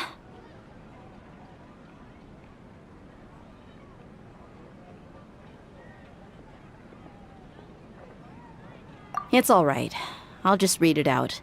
If he went to the trouble of writing a letter, there must have been some important things that he wanted to say. Or at least record down. My condition's becoming worse and worse. Can't even walk without a cane anymore, much less go out and have fun. Guess I don't have many days left. If you're reading this letter, then I suppose I'm already long gone. You were adorable as a baby. Everyone loved you. And regardless of whether you were crying or laughing, everyone enjoyed having you in the group. But once you grew a bit older, you were no longer nearly as happy or cute. It's probably the guy's fault. Can you believe this guy? He can point the finger at himself. Anyway, back to the point. To summarize, I'm writing this so you would know not to feel sad for me, even if you end up finding out the truth. The reason being that I was never your father to begin with. Wait, what? Surely, he must be joking, right? I don't know. I was quite formidable when I was young, and 100 times cooler than some so-called flame main. Really felt like the whole world was under my feet. With just a teeny tiny bit of effort, I felt I could rule over the entire desert. But as fate would have it, I went out into the desert for a drink one day and discovered a baby in the sands. It was you. You were just lying there, small and helpless. You were so tiny that if the wind blew for just a little while longer, you would have been buried forever. But your cries were so loud they made my head hurt. Now that I think of it, you really were a bundle of energy. Sounds like he's serious. I told Idrisi and the others that I had slipped up with a woman while out and about. None of them even doubted me. I'm sorry that I had to lie to them for so long, but I really had no other choice. I was their most esteemed leader, after all. It's not like I could just tell them that I suddenly wanted to play at being a father. At this rate, I'll puke up all the liquor I just drank from this bottle. Anyway, Dia, you possess the kind of freedom and kindness that we could only dream of. As far as how you should live your life, that'll be up to you to decide. That's the end of the letter. In the end, he was still thinking of me as a little child.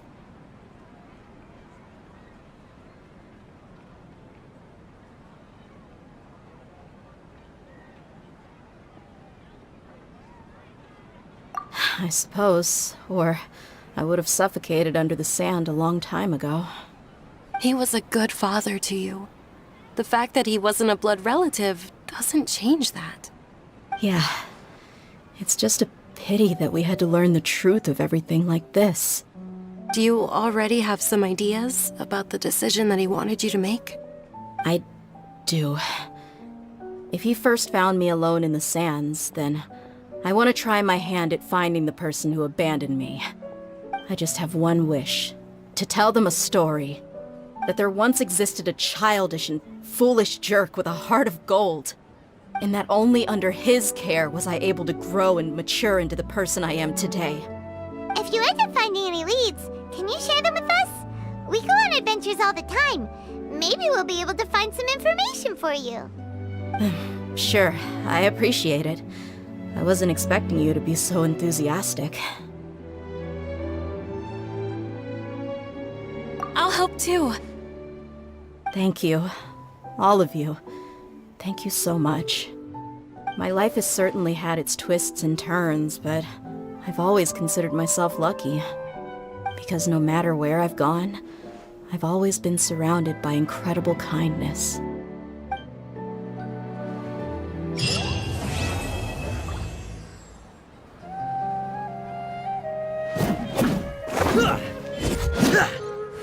Hey! Get in gear!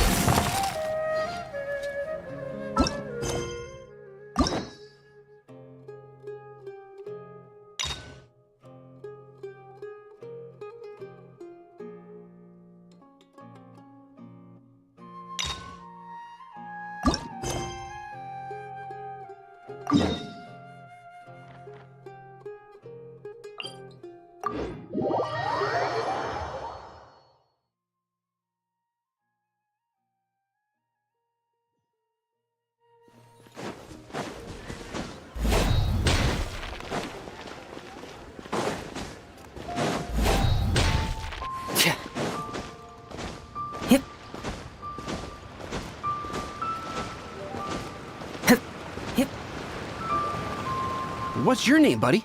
Are you here to buy some medicine? Where are your mom and dad?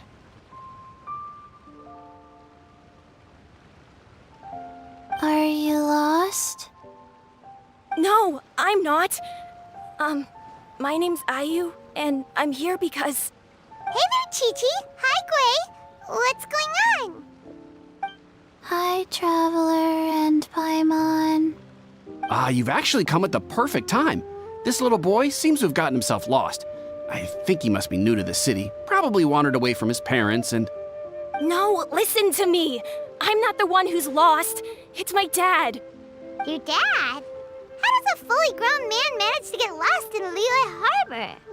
Well, my dad's always been kind of forgetful.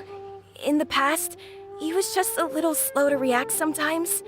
But I'm worried that it's getting more serious. So, what about your mom? She went out a few days ago to gather some herbs for my dad, but she still hasn't come back. Meanwhile, my dad's been getting worse and worse. I remembered that the owner of Boo Boo Pharmacy always runs a clinic in Chingsa Village during the Lantern Rite, so I thought, why don't I take Dad to Liyue Harbor to see him there?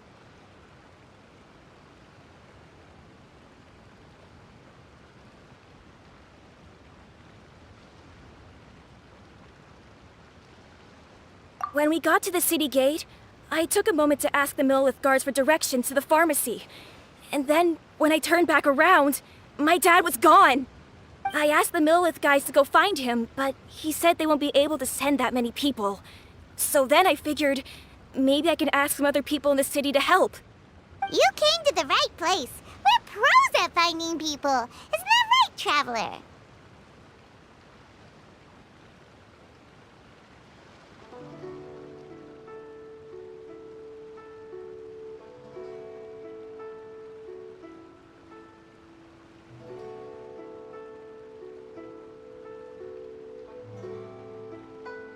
Genshin can help. She has a good sense of smell, like a dog.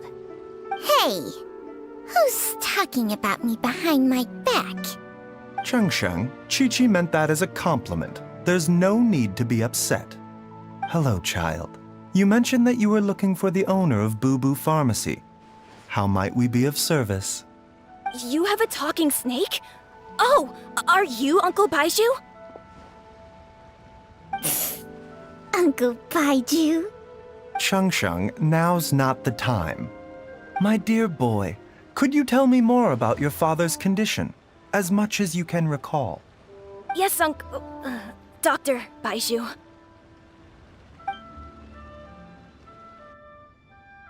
I see. And your family lives near Chingsa Village, you say? I visit patients there frequently, but I don't recall ever seeing you or your parents. Uh-huh. My mom doesn't like meeting other people, especially during Lantern Rite.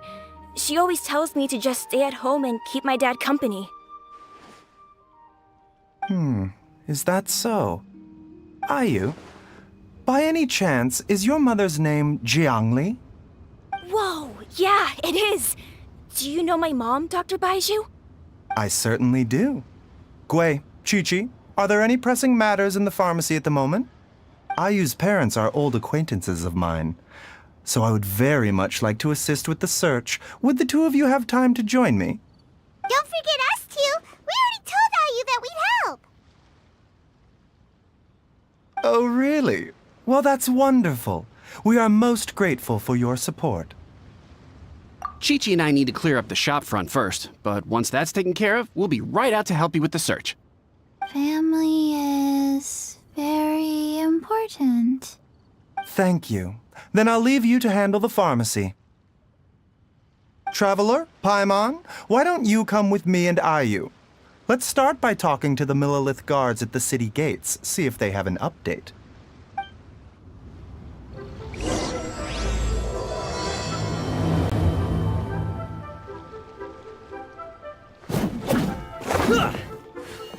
His family. Can you believe that little boy brought his father all this way to see the doctor? Oh, what a remarkable child. I didn't even know how to buy medicine by myself when I was his age.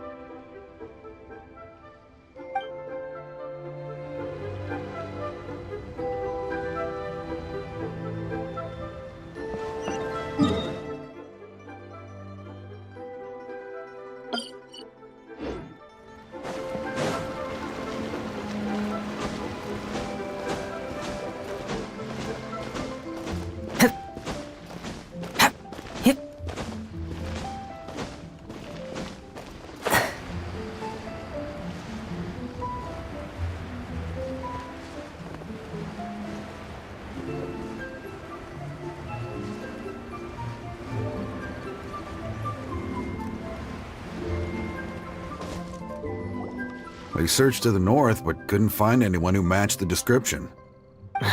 Well, that complicates things. The city folks say there's no sign of him either. We need to start looking further afield. But where are we gonna get the people? Excuse me, sirs. Have you found out anything about my dad yet? Ah, hey there, buddy. Dr. Baiju. What brings you out this way? The boy asked for our help, so we're here to join the search. Any new developments to update us on? Oh, thank goodness. We were just discussing how we're running out of manpower.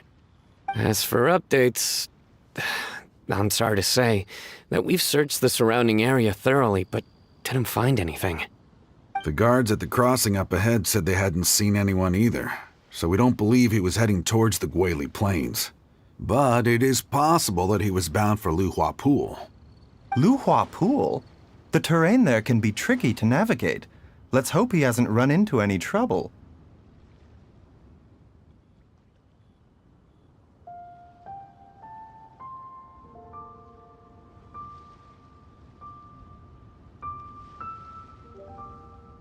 You will?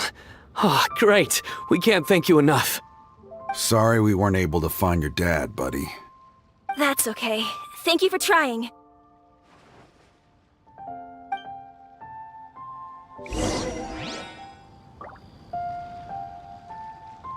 I'm afraid we have to stay at our posts, so we won't be able to join you in the search.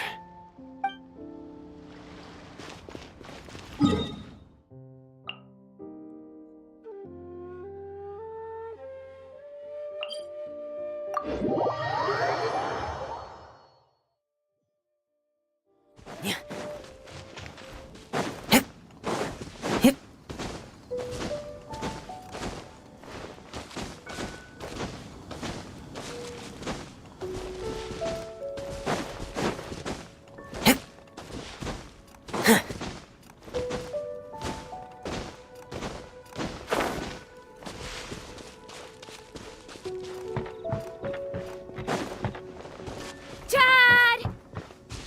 Dad, can you hear me?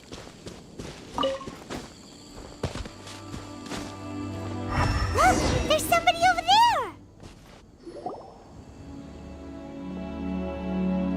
Oh no! It's... Hey, you! Stop! Don't go any further!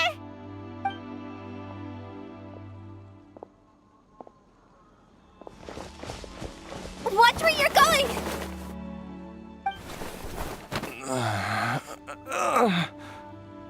Oh, dear customer, Wangsheng Funeral Parlor does appreciate your patronage, but you needn't hasten the inevitable. Are you all right? Huh? Dad! Hey, Hu Tao! My, who do we have here? It's the Traveler in Paimon, and... my worst nightmare. I see she still hasn't warmed to you. Thank you, Director Hu, for saving this man. Dad, are you okay? Do you recognize me? It's me, Ayu. You're... Ayu? Who am I? Your name is Xiao Liang, and you live just west of Qingse Village. You were supposed to come to Liyue Harbor to see the doctor. Remember? Does that jog your memory? Oh, my name is Jia Liang. Liyue Harbor. See the doctor? Yes, I'm Jia Liang, and I need to see the doctor. Wait, why do I need to see the doctor? Uh-oh. He seems in really bad shape. We need to get him back to Boo Boo Pharmacy right away. Sorry, Hu Tao. Gotta dash. Dinner's on us next time. Hold on a second. You're not seriously thinking of taking him to Boo Boo Pharmacy in this state, are you? Huh? Why not? What's the problem? Come on, Baiju. Don't tell me you haven't noticed it. Didn't your master teach you how to spot the signs? Why do I get the sense that you spotted them right away, but you're planning to use it for your own ends? Use what?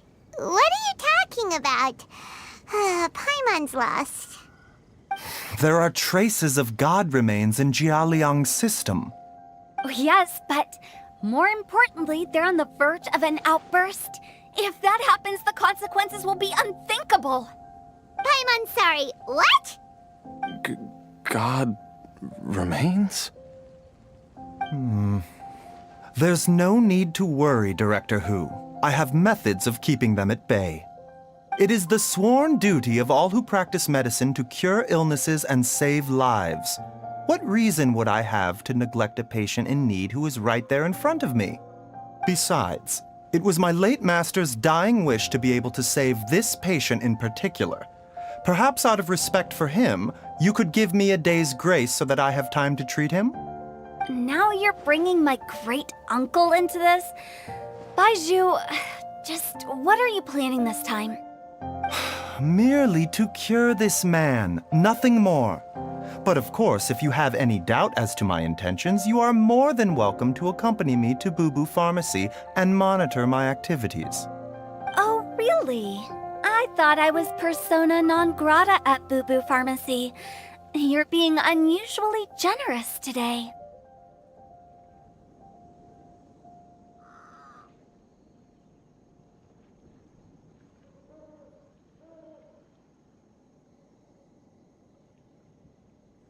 Okay, deal.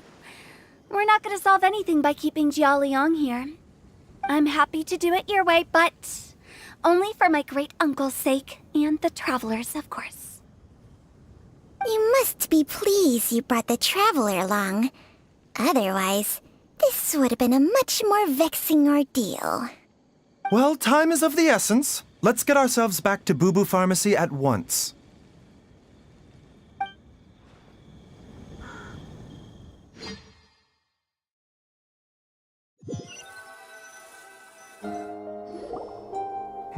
Blockages within the cardiovascular system, reduced blood flow and energy circulation? I see. I suppose this must have caused the cognitive abnormalities. Dr. Baizhu, how bad is it? Can you cure him? Don't you worry. Baiju's a really great doctor. He's sure to find a way. Isn't that right, Baizhu? Ayu, do you know when your father first started displaying these symptoms? I'm not sure. He's been like this for as long as I can remember. But it wasn't as bad as this when I was still little. So it's been a long time indeed.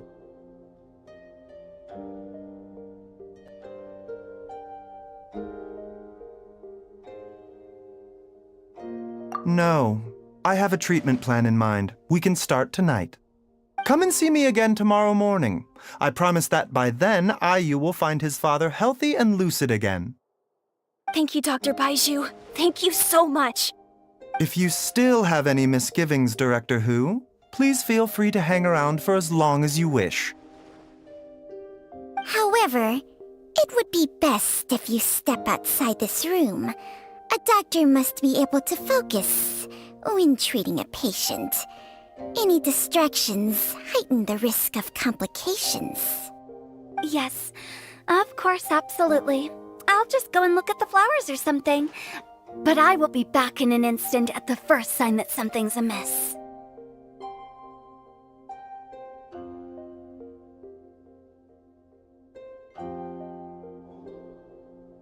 See you tomorrow, Baizhu and Changcheng. Bye for now, everyone. Are you ready, Baizhu? Ready as I'll ever be. I'm used to it by now. Come on, let's get started. All's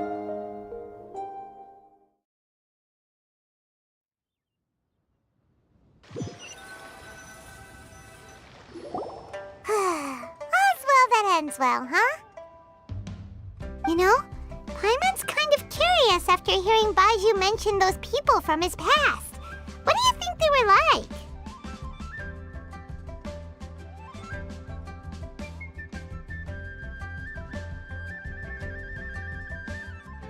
Yeah, you must be curious too, right? Let's go see what we can find out while Baiju's busy treating Ayu's dad.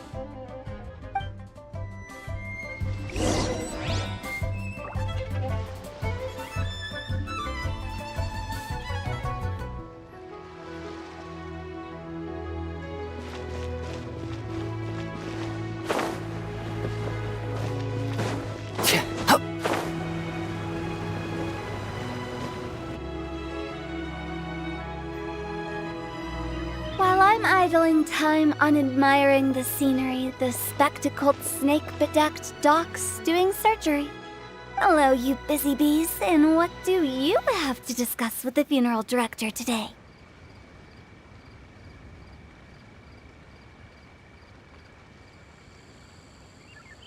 Actually, don't tell me. Let me guess. From the looks on your faces, you've got some questions for me. Guilty as charged.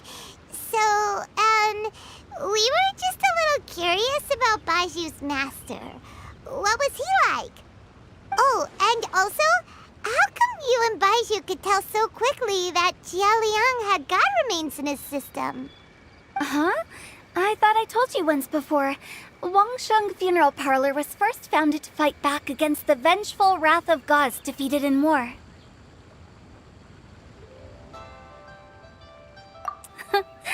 Well, it is a dusty old tale by this point. Long story short, in the ancient world, dead gods were acting up, so our ancestors started purifying the air and burning the bodies of the deceased to guard the border between life and death. These days, we don't deal with the wrath of the gods anymore, but all the relevant know-how is still passed down to each generation, so we can identify gods' remains when we see them. Okay, Paimon gets it now. Wait, so how did Baiju learn to spot them? Almost certainly from his master, who was also my great-uncle. Baiju's master was my grandpa's younger brother, a former deputy director of Wangsheng Funeral Parlor. Wow, fancy that! Huh. So, if he was from Wangsheng Funeral Parlor, how did he end up as Baiju's master? According to my grandpa, he and my great-uncle once went traveling together when they were young. They ended up at Chenyu Vale, where they met a pharmacist. That pharmacist must have cast some sort of spell on my great-uncle, because after that encounter, he suddenly announced he wanted to leave the family business and go practice medicine instead. My grandpa had a huge argument with him, but he couldn't convince him to stay. So my grandpa inherited the funeral parlor, while my great-uncle stayed in Chenyu Vale to practice medicine. They never spoke to each other again. Funeral director to doctor is a pretty big career change. Kinda hard to imagine. But why did it drive a wedge between them for the rest of their lives? That seems a bit extreme. If he had just become a regular doctor, there would have been no issue. After all, the Wangsheng Funeral Parlor wasn't unlike a regular doctor's clinic in the early days. But according to my grandpa, the pharmacist they met had a very ominous aura about him. And on top of that, the kind of medicine practiced in the Chenyu Vale tradition goes against the natural order of things. In what way? Don't know. My grandpa didn't know the specifics, and you've seen how wary Baiju is around me. He'd never tell me anything. But even that says to me that he definitely has something to hide. One thing I do know about Baiju is that he's obsessed with the idea of immortality, but whether that has anything to do with what he's hiding is hard to say. Anyway, so I will be sticking around here for now to keep a close eye on the situation. Maybe tomorrow I'll finally figure out what he's up to. After all that, it seems like we have more questions than answers. Never mind. We'll just have to ask Baiju himself about all of this tomorrow. Oh, while you're here, have either of you seen Chi-Chi around? It's not every day I get to infiltrate Baiju's lair, but alas, I didn't catch a single glimpse of her anywhere. Aha! What if Baiju knew I'd be on the lookout for her and hid her away in advance?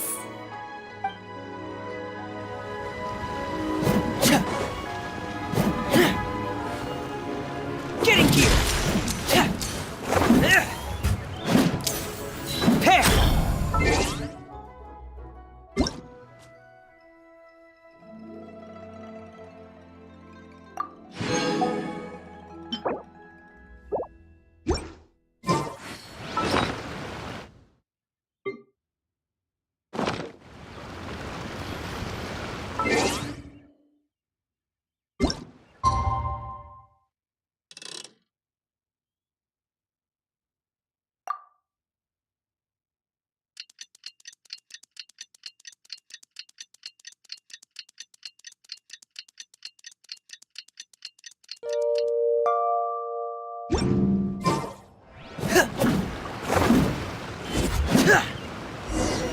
It's a new day!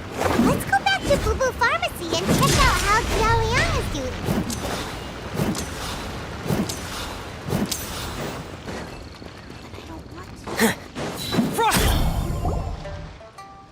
Dad!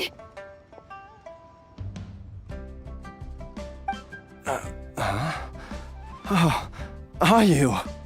Dad, you remember me! Yes, I remember now. Oh, I'm so sorry. You must have been worried sick. Has your mom shown up yet? She's been gone for a while, hasn't she? Don't worry, Dad. I got the Adventurers Guild to help us look for her. And Dr. Baiju's gonna help too. Right now, all you need to do is concentrate on getting better. Great. That's wonderful. I can't thank you enough, Dr. Baiju. My pleasure, really. It's the least I can do to honor my late master's dying wish. If anything, I should be apologizing to you for not making the time to visit in all these years. Not at all, Dr. Baiju. It's only because Jiang Li... What was her reason again? You're still in the early stages of recovery, so you'll need to take it easy for a while. Take it slowly and try not to overexert yourself. I suggest you stay at Boo Boo Pharmacy and rest for at least the next few days. Director Hu, do you have any further reservations about Jia Liang's condition? It seems like the evil presence is gone after all. You really did manage to suppress it, huh?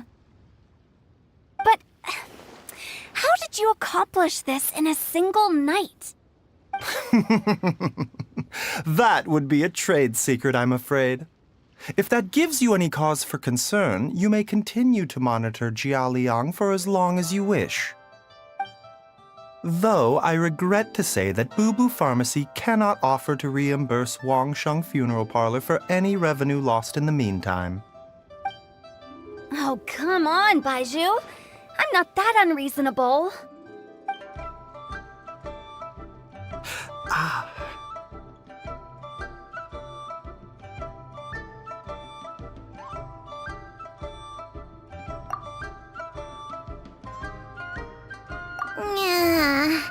I've been stuck indoors for too long. Baiju, take me outside for some air, or I'm going to suffocate. Yes, of course. Everyone, please excuse Changsheng and myself for a moment.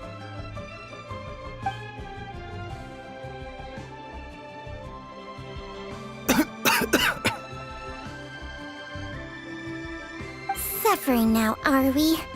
Did you seriously expect to cover it up just by putting on a brave face and ignoring it?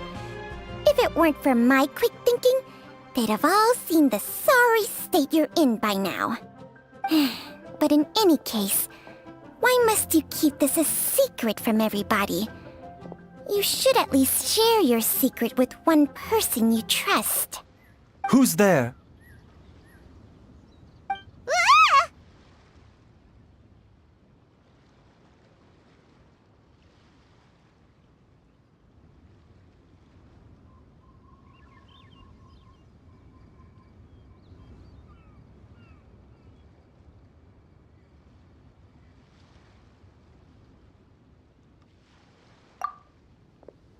Why did you follow us here?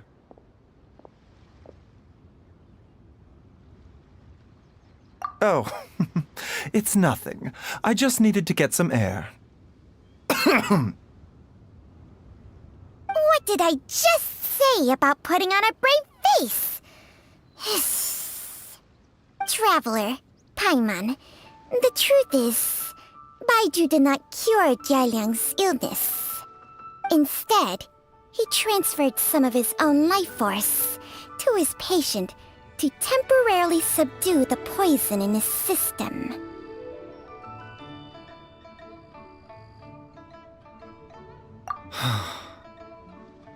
Baiju, can you please explain all of this?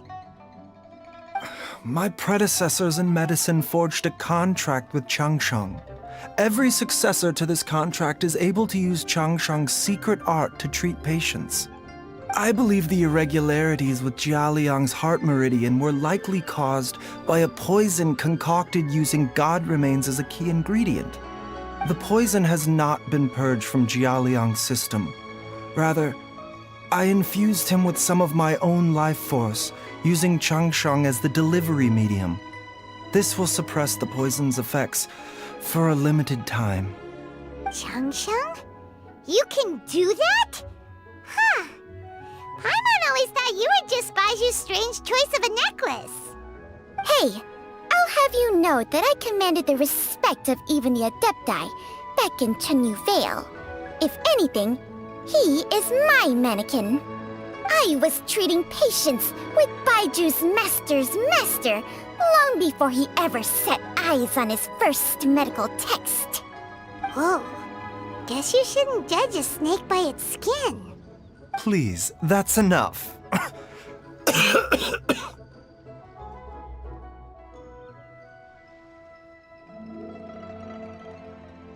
Wait a sec.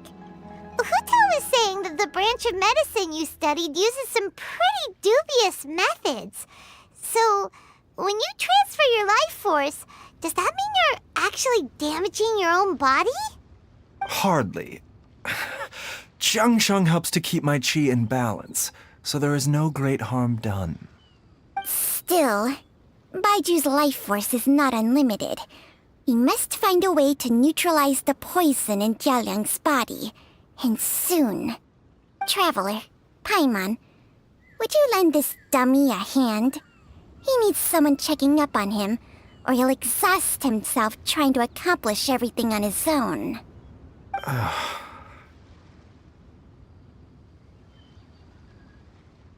Baiju, don't you think you should seize this opportunity? You cannot expect to hide this from everyone for your entire life. Time will see that all secrets surface eventually.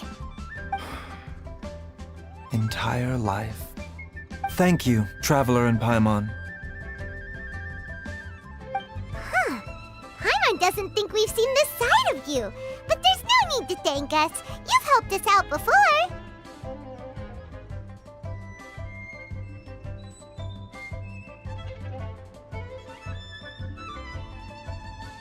The poison in Jialiang's system must have accumulated over a prolonged period.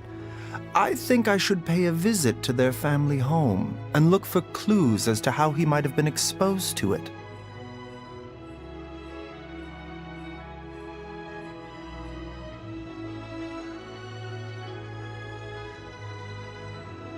Yes, I asked Ayu this morning before you arrived.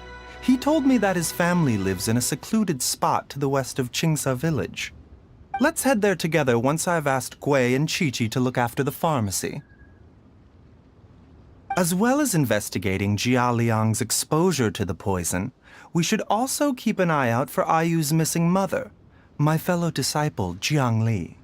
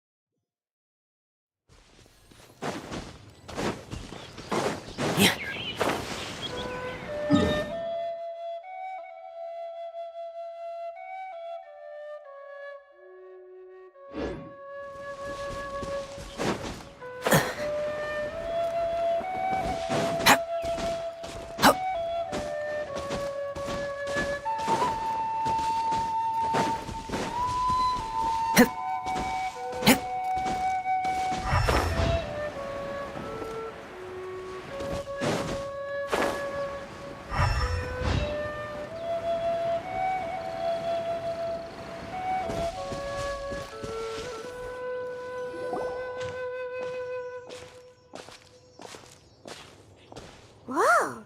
There's a house all the way out here? Huh. It's so well hidden, Paimon's never noticed it before. Nor have I. And I've hosted clinics at Qingsa Village many times in the past.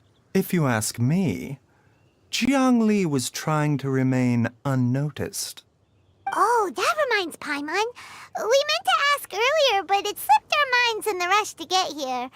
Could you tell us more about Jiang Li? You said she was your fellow disciple, right? She was indeed.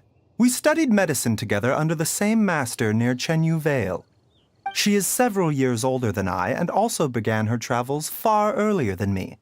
As a result, the time I spent studying alongside her was rather short.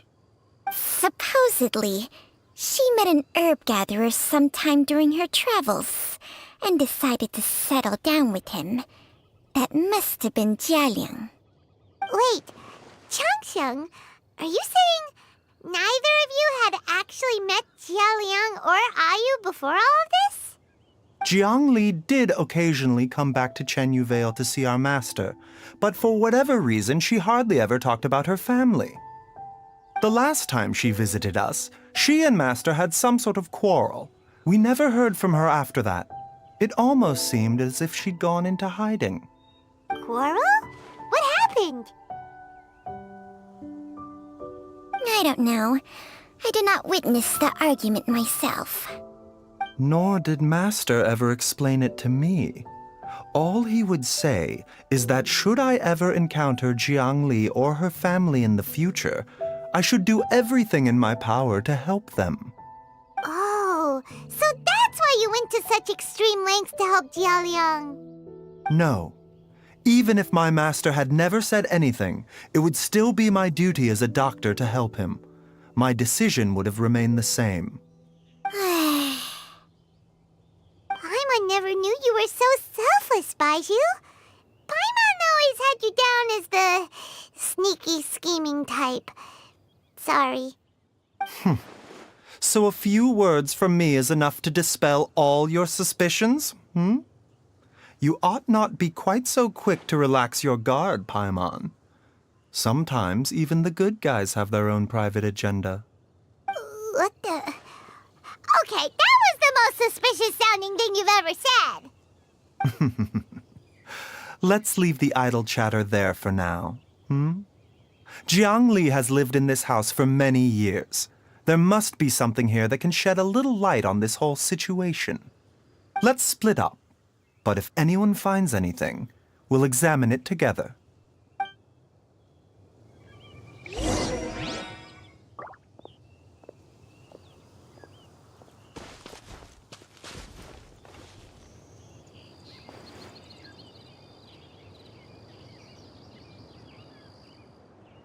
How time flies.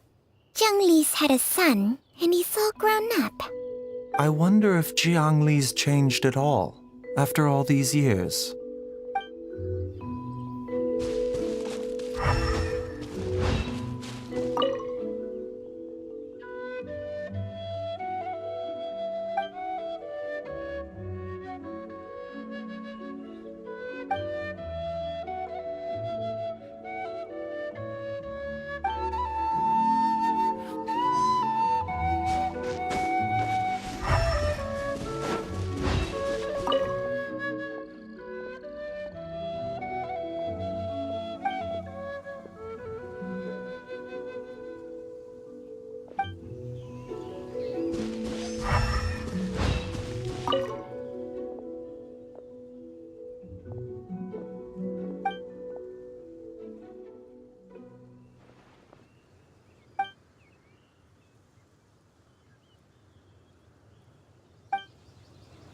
Traveler, Paimon, come quick! What is this? Changsheng and I found a hidden compartment. This is what was hidden inside.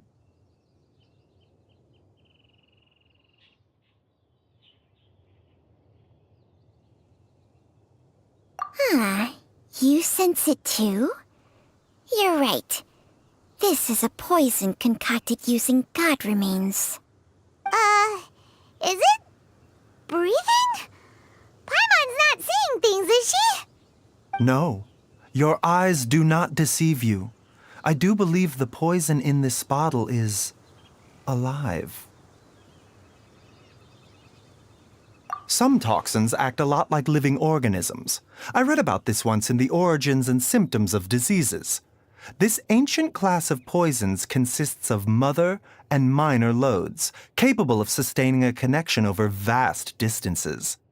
If it's a concoction of this kind we're dealing with, then both the poison in Jialiang's system and this one here are likely minor loads. Offshoots, essentially. Offshoots?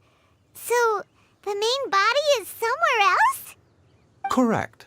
Whoever is administering the poison can manipulate the source to indirectly control the poisoned individual's behavior and even cognition.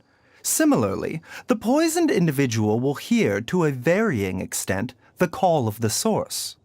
The call of the... Wait. So, back when Jialiang ran off, maybe that explains where he was heading!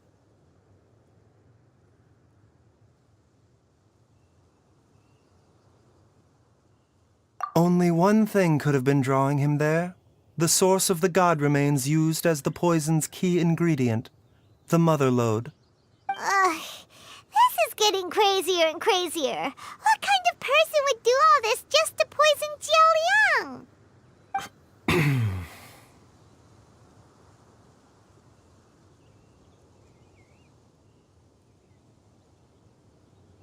Hey, why has everyone gone quiet all of a sudden?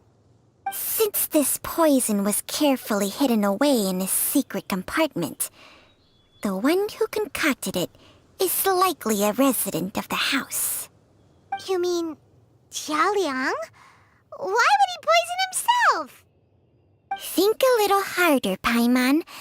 Someone else who lives here, and who might have expertise in crafting drugs. Huh? So you're saying... it was Jiang Li? Wait, but that doesn't make any sense either! Why would she poison her own husband?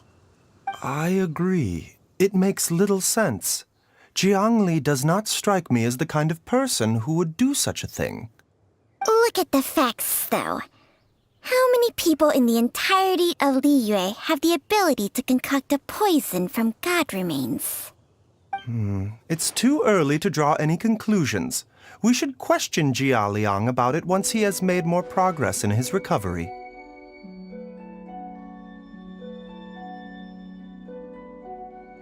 Yes. According to the origins and symptoms of diseases, the minor loads will disappear if the mother lode is purged. So if we can find and destroy the source of these god remains, the poison will leave Jialiang's system without the need for any further treatment. Do you know anything about god remains in Qingsa village?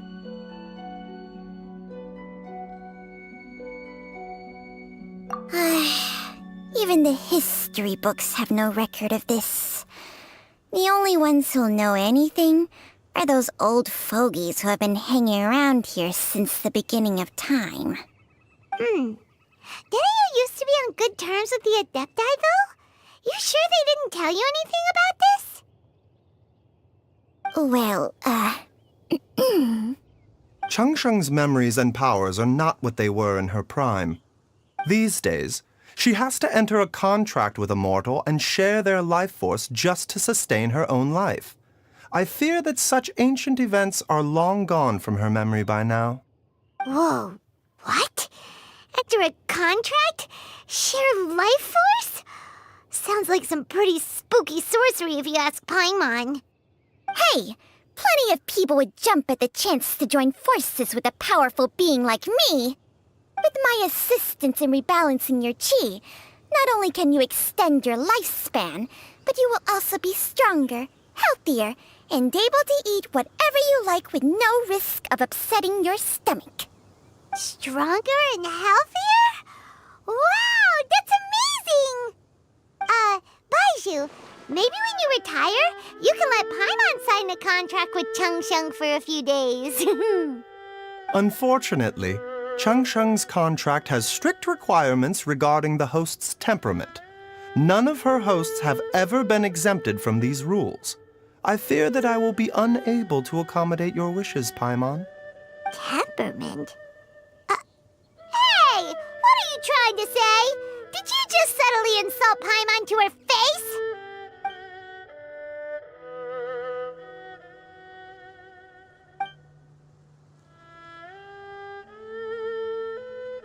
Ugh! Paimon's mad! You're getting ugly nicknames, both of you! Baiju, you're Mannequin Man! Changsheng, you're just a pain in the neck! This is exactly why your natural temperament makes you woefully unsuited to being my host. All right, everybody, calm down. Back to the matter at hand. Is there any way at all for us to seek counsel from the Adepti about this? With how antisocial they are, if it were up to them, they'd go their whole lives without showing their faces to the common folk.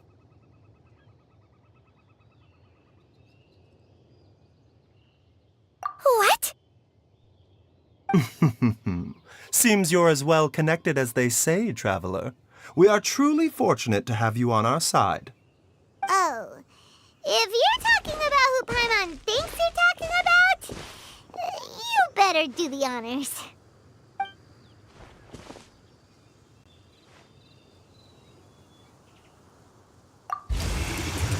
You called? Ugh, gets Paimon every time.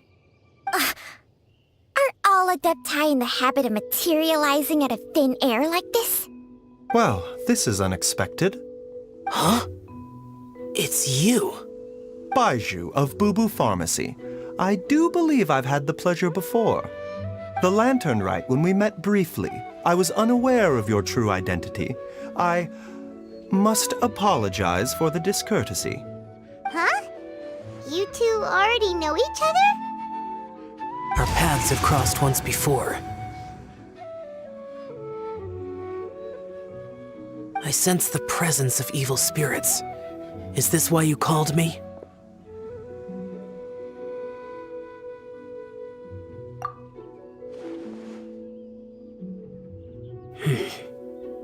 So someone has been concocting demonic poison.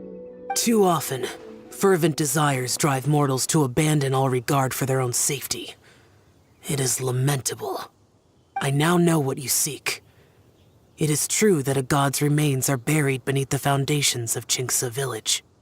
A vile monster known as the Che once wrought havoc over this land, before it was subdued by Rex Lapis. The land was finally cleansed of poison when Rex Lapis used statues in his likeness to seal the serpent's remains. Qingce village was founded some time after that. The seal is still mostly intact. If the Che is the source, then it must be some of its blood leaking from deep underground. However, its aura is faint and barely detectable. You will need to investigate further to identify the location of the leak.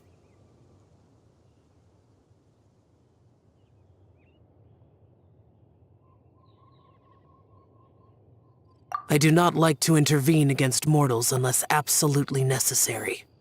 But when demonic forces are involved, things can spiral out of control.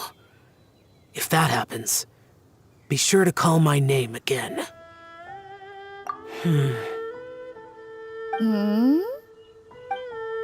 Nothing. I do not wish to sway decisions that are mortals to make, but immortality may not be the blessing that you imagine it to be. I shall treasure your words of instruction, Master Adeptus. Farewell. What a strange Adeptus. Rather different from the way I remember them. That's Xiao for ya! And thanks to him, we finally got some concrete info to go off of. If the god remains are leaking from underground, Jiangli must be paying a visit to a subterranean cave on her herb-gathering trips. If we can find the cave... Master! Master, there's a problem. Gwei? Did you run all the way from Boo Boo Pharmacy? What happened? Don't panic. Just catch your breath and tell me everything. It's Jiaoliang. He was fine 1 minute, and then he suddenly took a turn for the worse. Already? How? Based on past experience, he should have been fine for the next 3 days at least. It seems that my worst fears have been confirmed. Everyone, back to Boo Boo Pharmacy now!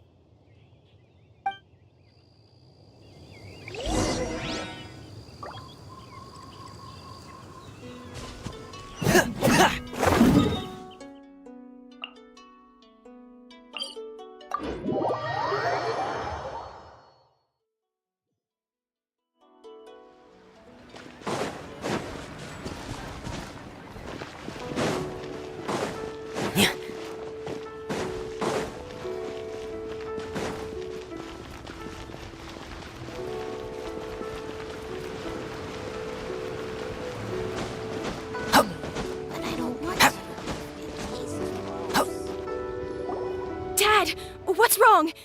Dad? Don't be scared. Dr. Baishu will be back soon. How is he doing? Dr. Baishu, you're back! My dad was doing fine earlier, but then he suddenly started coughing up blood. Now he can't even get a full word out anymore. When Gwei left, he was still conscious. But now... Gwei, please take Jiaoliang to the back room and prepare for treatment. Yes, of course. Don't worry, Ayu. I will cure your father.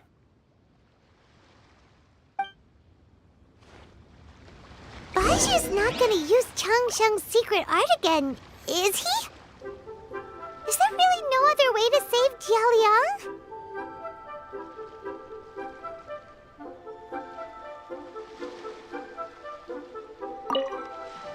Oh, please don't worry. Dr. Baishu will find a way. But...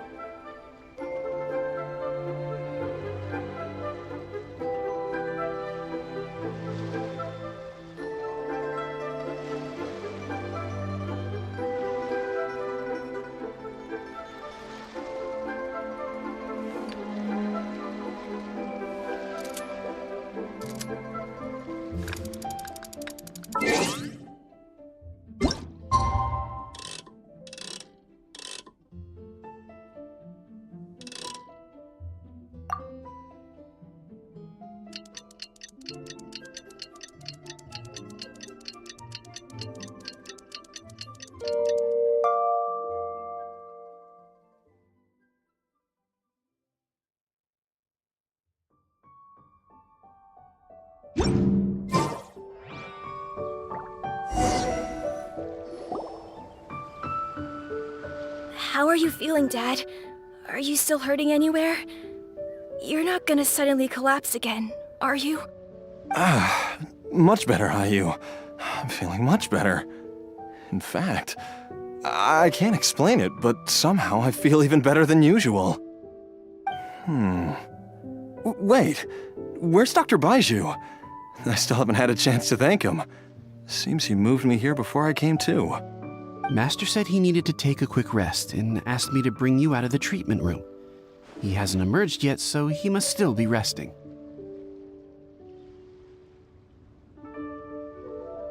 Oh, really? Well, he must be tired from treating me for 2 nights in a row. I don't know how I can begin to repay him for saving my life. I'll have to discuss it properly with Jiangli once we find her. Speaking of which, has there been any word of her whereabouts yet? No, the Adventurers Guild hasn't gotten back to me yet. I'll go check with them again in a bit. I'll come with... Don't forget what Master said. You're still not out of the woods yet, Jialiang. I strongly suggest that you stay and rest at Boo Boo Pharmacy for now. I can accompany Ayu to the Adventures Guild. I suppose you're right. I'll have to rely on you this time. Though, on the bright side, this means I can thank Dr. Baiju in person once he's finished resting. Traveler, Baiju hasn't shown his face ever since he went in to treat Jialiang again. Do you think he...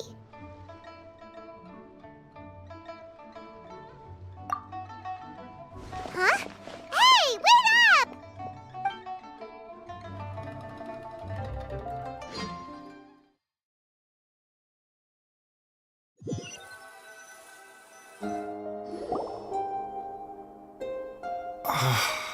Huh? You're finally awake? That was far too risky, even with me here to help you balance your chi. There was no time. I had no other choice. In any case, it was not completely without benefit to myself. I managed to learn something. Jiang Li's design is quite brilliant. She makes numerous innovations that I can learn from. Alas, if only there wasn't a catch. So, how much longer do you think Baiju's gonna nap for? They've been outside waiting for you the whole time while you were asleep. Shall we at least go and show our faces? All right.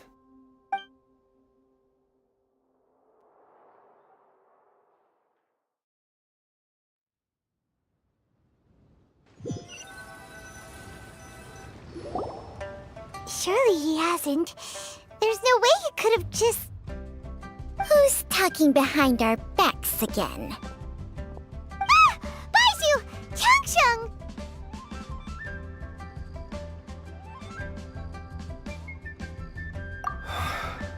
Of course.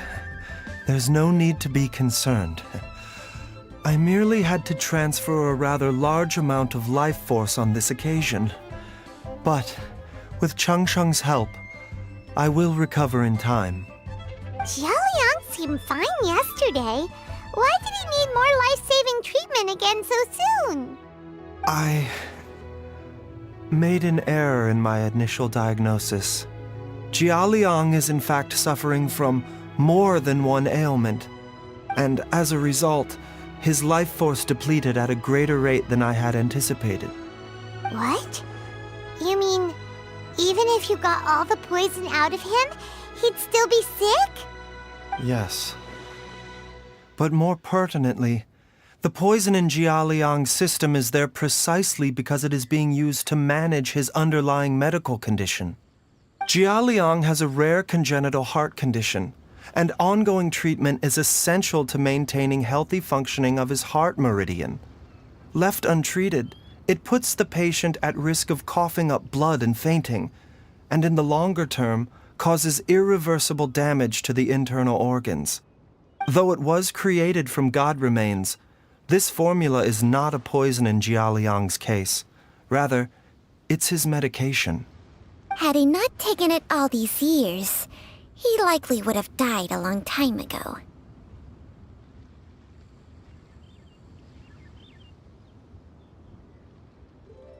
Still, using poison to treat a disease is hardly a viable long-term solution. As time passed, and the poison accumulated in his system, it began to impact his cognition. Moreover, the longer he relied upon this medicine, the more resistant his body became to it. Jiang Li had to concoct ever greater quantities to ensure its continued efficacy, or he could have still perished at any moment. That explains why Ayu said his dad has been getting worse, and why his mom went off to gather herbs. God remains are extremely dangerous to be around, because humans have no natural defense against them. I shudder to think how many times Jiang Li has exposed herself to them. I fear that the situation is just as that Adeptus described. In an effort to save Jia Liang's life, Jiang Li has abandoned all regard for her own safety. I never suspected that even Jiang Li would turn to the same path as so many others over the years. Perhaps this is the inevitable course of fate. To sacrifice one's own life to save others. To go beyond human means in order to do the impossible, whatever the cost may be.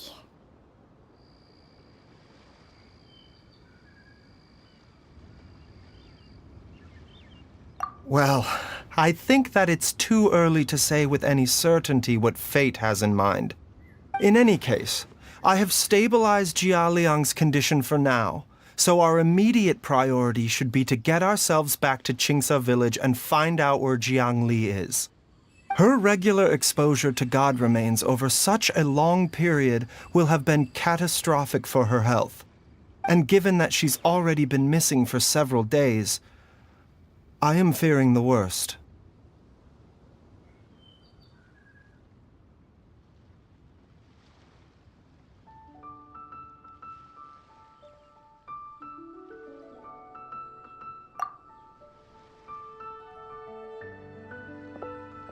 It's me, Traveler, Dr. Baiju.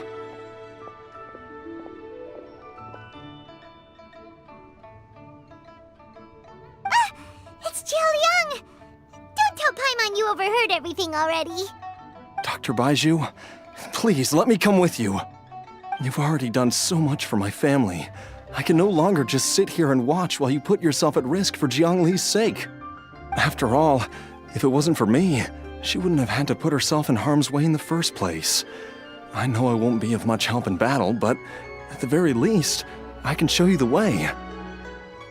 I'm sure I'll be able to remember. I know there's a spot where she says goodbye to me every time she goes to gather her herbs. I'm sure I'll remember. I have to remember.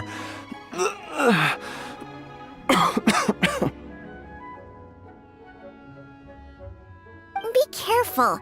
If you get too agitated, your blood pressure and stress levels will rise, putting further pressure on your heart. For your own safety, you should stay here and rest. No! We're out of time! We have to go now. Right now. Before I forget everything again. This trip will be extremely dangerous, and there is a very real possibility that you will not return from it. Are you sure you're prepared for that? I never expected to live this long in the first place. My death is already long overdue, so why should I fear it? There's only one thing I fear now, and that's that I'll forget her again before we manage to find her. Very well. Then follow me.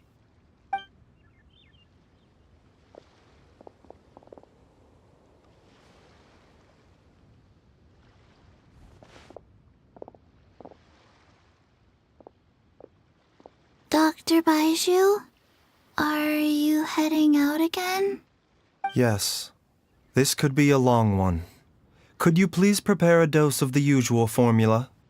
Please add an extra measure of mistgrass pollen and 1 dose each of the ingredients from the 3rd and 5th compartments of my medicine cabinet.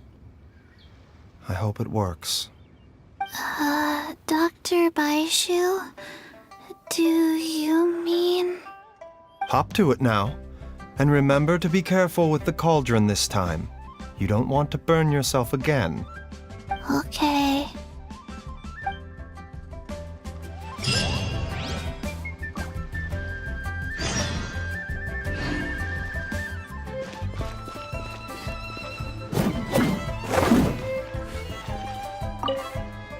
Everyone, please be careful.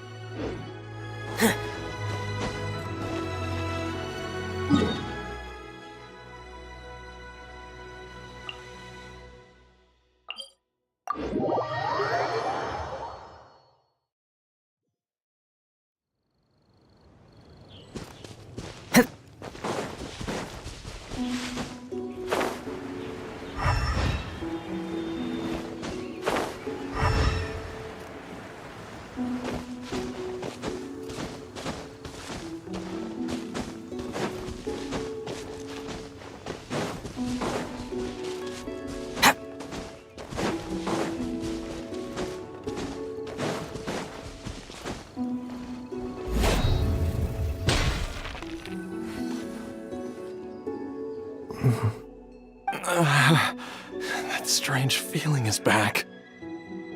It's just like the day I went missing. It's as if something inside me is trying to guide me somewhere. The Mother Lode's influence is growing stronger. But is it because we're getting closer to the source? Or because the leakage of Che blood is growing more severe? Jialiang, can you sense which direction the source is in? I think it's this way.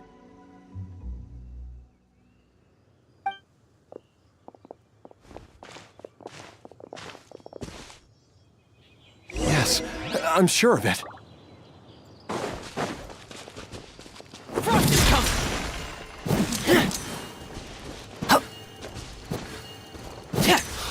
I feel a dull ache in my heart.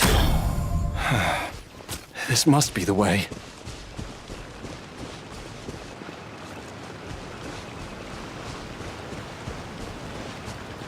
This place feels familiar. I think I've been here before.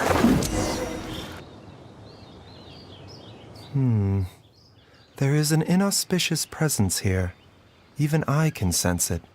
I think I remember this place. Jialiang, are you okay? Maybe you should rest here while we continue the search. No, I have to keep going. Jiangli is still waiting for me. Then let's hurry.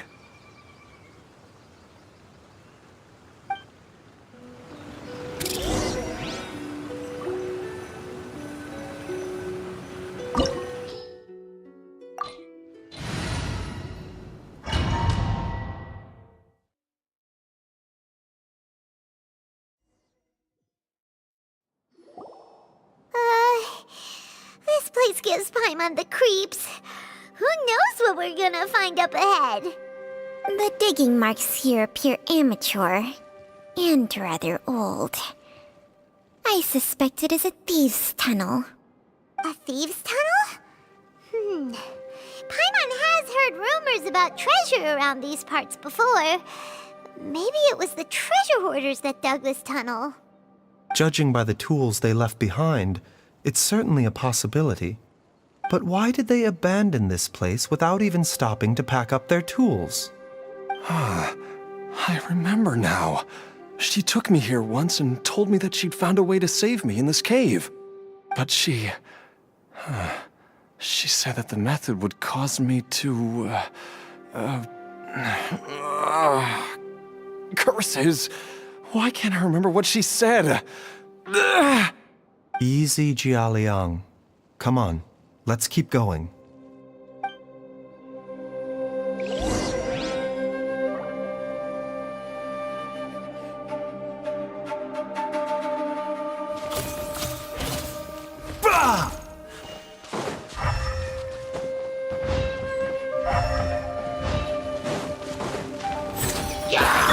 Be still.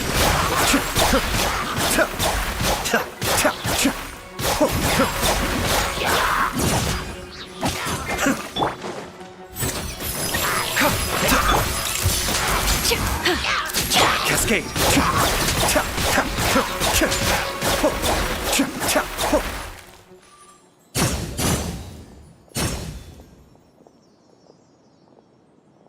Whoa, there's a sensor here. Those treasure hoarders sure made themselves at home.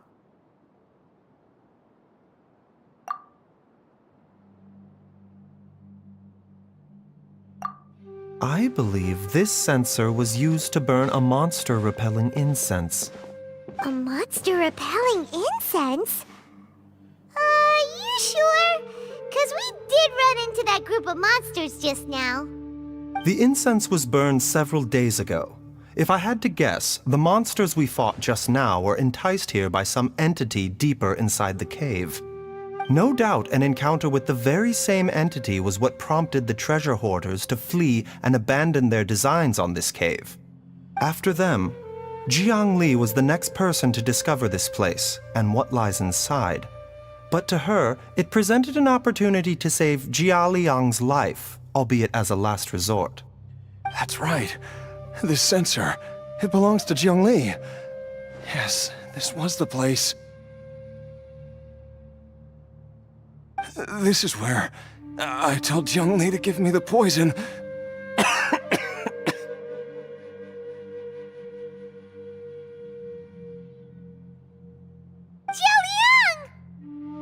I'm fine.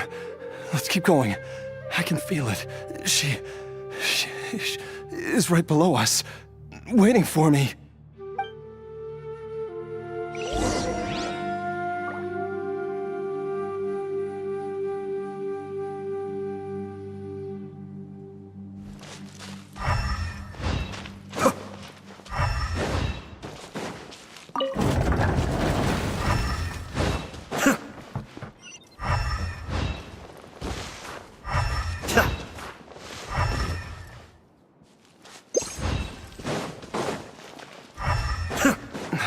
I can feel it. We're getting close. We're almost there. It's right up ahead. The place where we made a pact together to...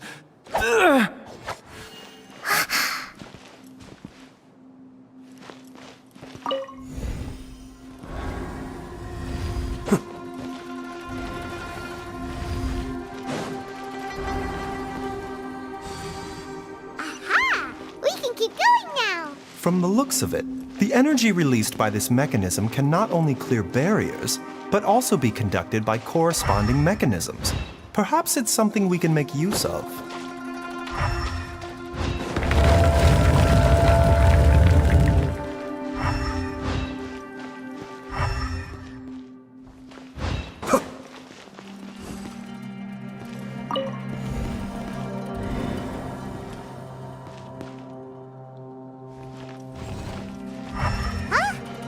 Paimon doesn't see any barrier-breaking mechanisms around here. There are tracks here, and it looks like they're connected to something. Shall we follow it and see where it takes us?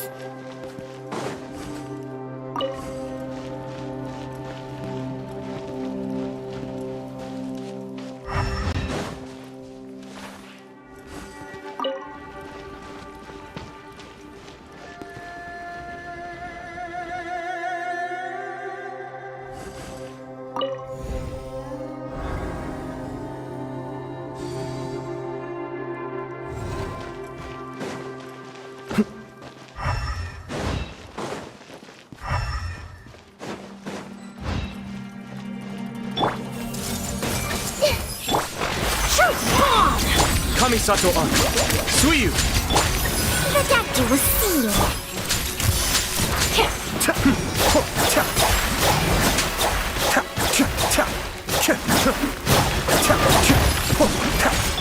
Committed to memory.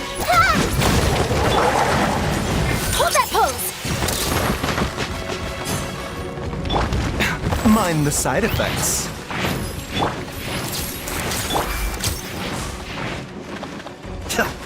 Be still.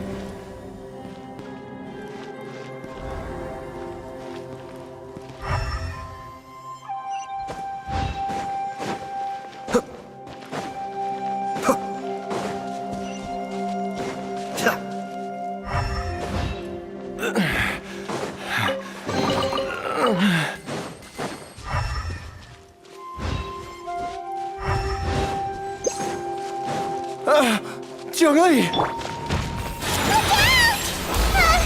There's a monster next to her! The god remains must have lured them here. Watch my back. Swallow. Remember, health comes first. The doctor will see. Hold that pose!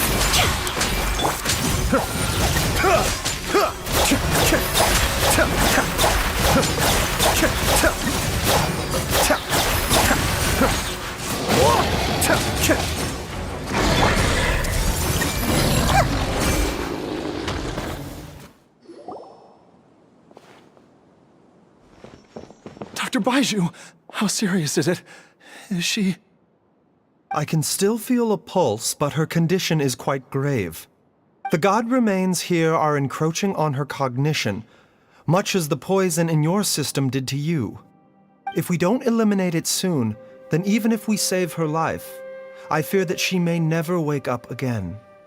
Then, what are we waiting for? Let's destroy the remains right away! It's not as simple as that. Don't you remember what Baiju said? The poison within Jialiang's body is inextricably linked to the god remains here. If the source is purged, the poison in his system will stop having any effect. And the poison within Jialiang's body is keeping his heart condition under control. So, if it stops working... Oh no. Are you saying... Indeed. If the god remains here are purged, then your life will come to an end. I wondered when this day might come. Wait! But we've all been working our butts off to save Jialiang's life! After all that, we can't just give up on him!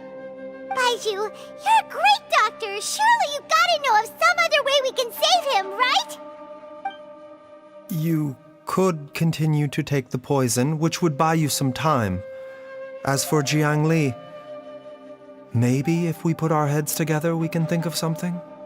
It appears to me that she was striving to concoct your medicine for you, right up until the moment when she lost consciousness. Maybe it's her greatest wish that you will continue to take it and live. Dr. Baiju, give it to me straight. How long does Jiangli have? The god remains have reached her internal organs. Under ordinary circumstances, I would give her less than 3 days. But if I were to treat her using a secret art...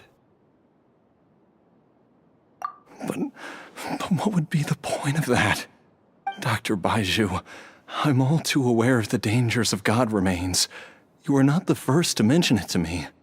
If I continue to sustain my own life using this wretched substance, not only would Jiangli have to keep risking her life to make my medicine for me, but I would have to live with the looming threat of these remains breaking out and wreaking havoc not just upon me, but my entire family.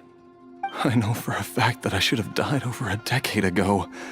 The fact that I've been around to see how you grow up is already a great blessing from Rex Lapis. If my choice can bring Jiangli back, then even if I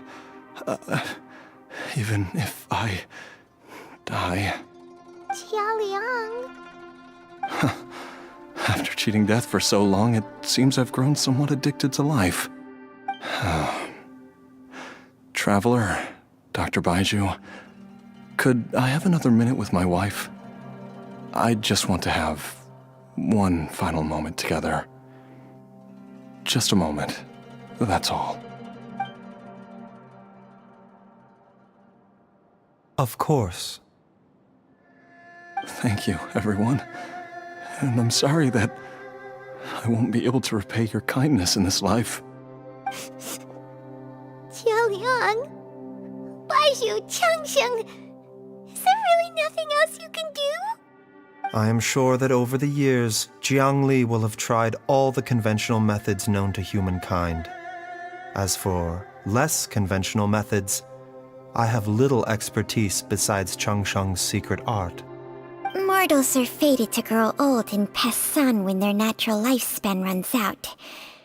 If it were so easy to combat the natural processes of aging and death, Zhongli would not have had to resort to unnatural methods.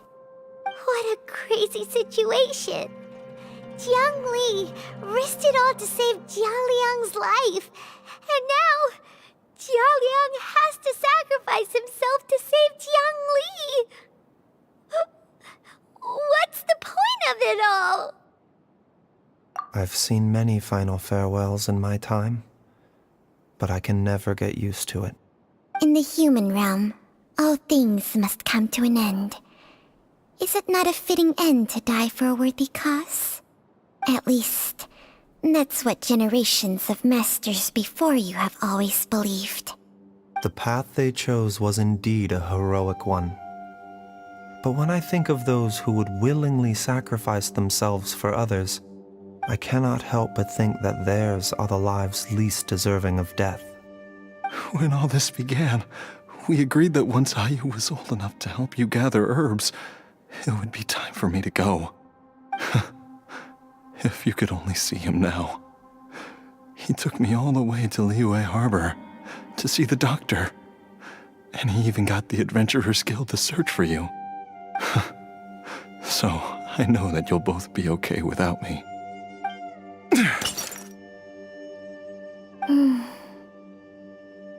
I've said my goodbyes. My time has come. Do what you must. As you wish.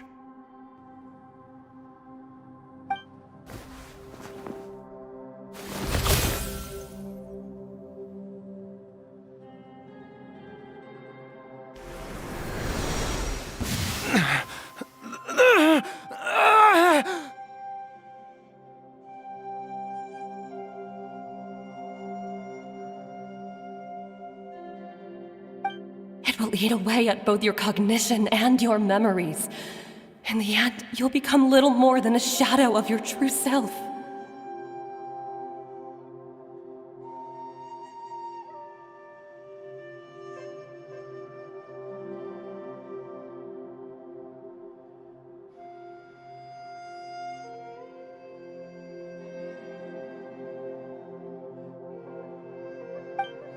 I'll take it. At the very least, it will allow me to stay with you and watch Ayu grow up.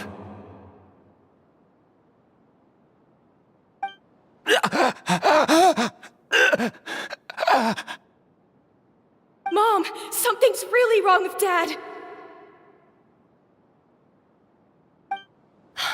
Don't fret, Ayu. I will gather some medicinal herbs right away. I promise you, nothing will happen to our family.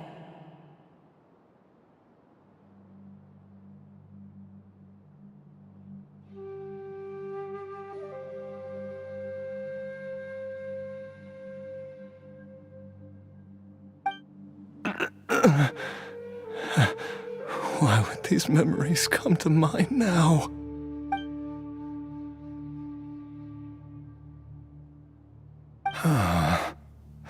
The longer we live, the tighter we cling to what we have.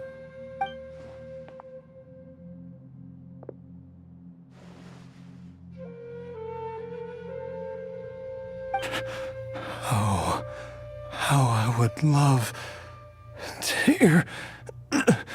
hear your voice one last time.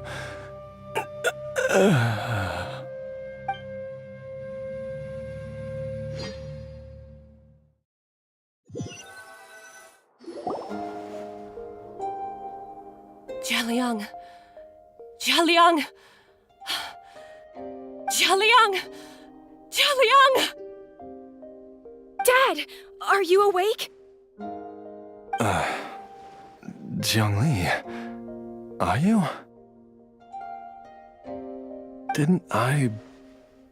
Huh? What are these? How does it feel to come back to life? Do you feel strange or different in any way? If so, could you describe it to me in detail? Dr. Baishu, I thought that I was going to... Die? You did indeed. As things stand now, you're more akin to a zombie than a human. I'm a zombie? That's right. Before we set off, I asked Chi-Chi to prepare an elixir of immortality. With its help, you have been suspended in the space between life and death. Of course, this is but a crude imitation of an Adeptus art.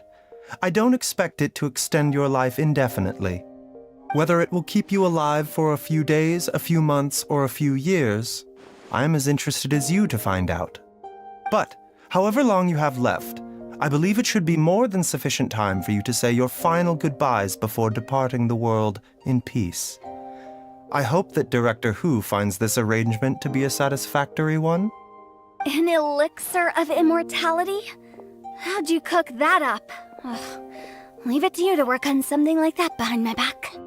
It's a work in progress that hardly lives up to its name, and it would have had no effect were it not for Jia Liang's iron will. In the end, I am merely a doctor. I understand very little of the great principles governing life and death and the perpetual cycle of yin and yang. All I know is that if I'm presented with a life that deserves to be saved, I will do everything in my power to save them. And even this would have counted for nothing without Director Hu's assistance. After all, did you not tell Jia Liang to show us the way before we set off for Qingce Village? Oops. And I'm busted. Without Director Hu nudging things in the right direction, we may not have found Jiangli in time.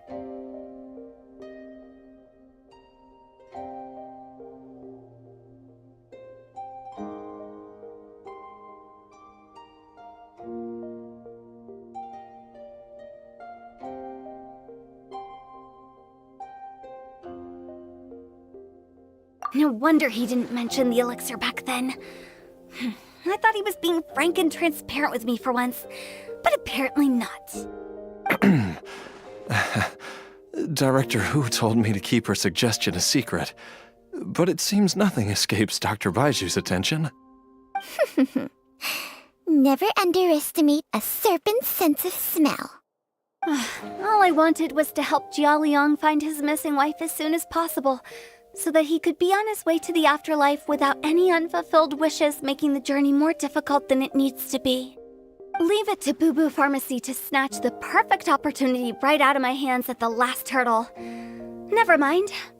I'll just have to put it down in the books as a deferred consideration. One Chi-Chi was enough of a conundrum. The last thing I need's another one. If I'd known this was coming, I'd have whisked him off to the Wangsheng funeral parlor the moment I found him. You stay away from my dad! When I grow up, I'm gonna become an even better doctor than Mom and Baiju, and cure Dad for good! Oh, is that right? Well, you wouldn't be the first person who's tried to put Wangsheng Funeral Parlor out of business. If you're serious about it, you'll have your work cut out for you. Traveler, Paimon, I'll catch you all another time. Is she finally gone? All's well that ends well. If you ask Paimon, we should probably do something to celebrate this hard-earned family reunion.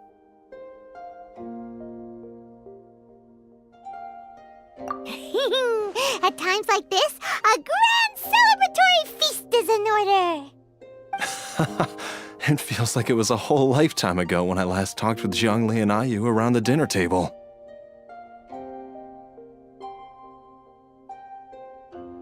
Yay! Paimon can't wait! Alright, first things first, off to the market for some fresh ingredients. Let's go! Oh, wait up! I'll come too! Baiju, thank you so much for everything you've done for us. Don't mention it, Jiangli. I was just doing my duty. Just your duty, huh?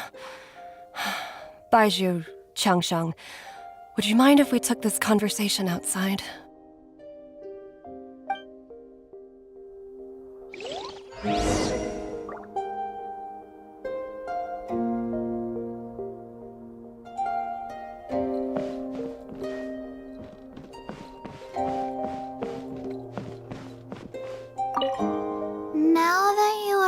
White Zombie, there are some rules that you need to know. Yes, ma'am. I'm listening. First, don't forget to stretch your body regularly. Second, don't forget to... Yes? Go on. Don't forget to... I forgot.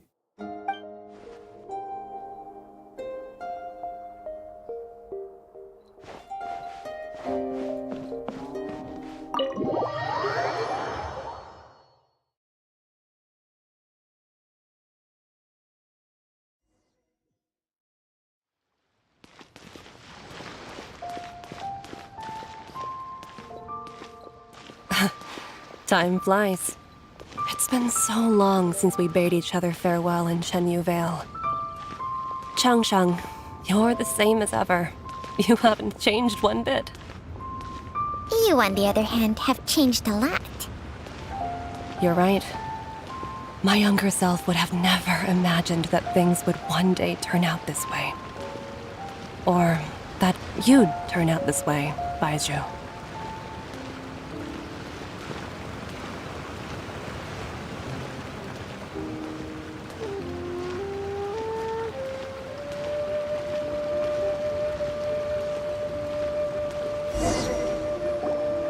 I've taken a look at your elixir of immortality. It's not altogether dissimilar from the poison I concocted in terms of the way it functions. I have to say, Jiangli, it was a stroke of genius to use poison to maintain life. I hope you're not too upset at me for copying your methods. No, not at all. With your intellect, even if you'd never seen my poison, I believe you would have eventually arrived at the same approach. But I'm still impressed by how quickly you managed to gain such a thorough understanding of it. Jialiang's still only been in your care for a few days. Not just that, you even managed to improve upon the original formula. That cannot be explained by intellect alone. Baizhu, be honest with me. Did you try out some of the poison on yourself?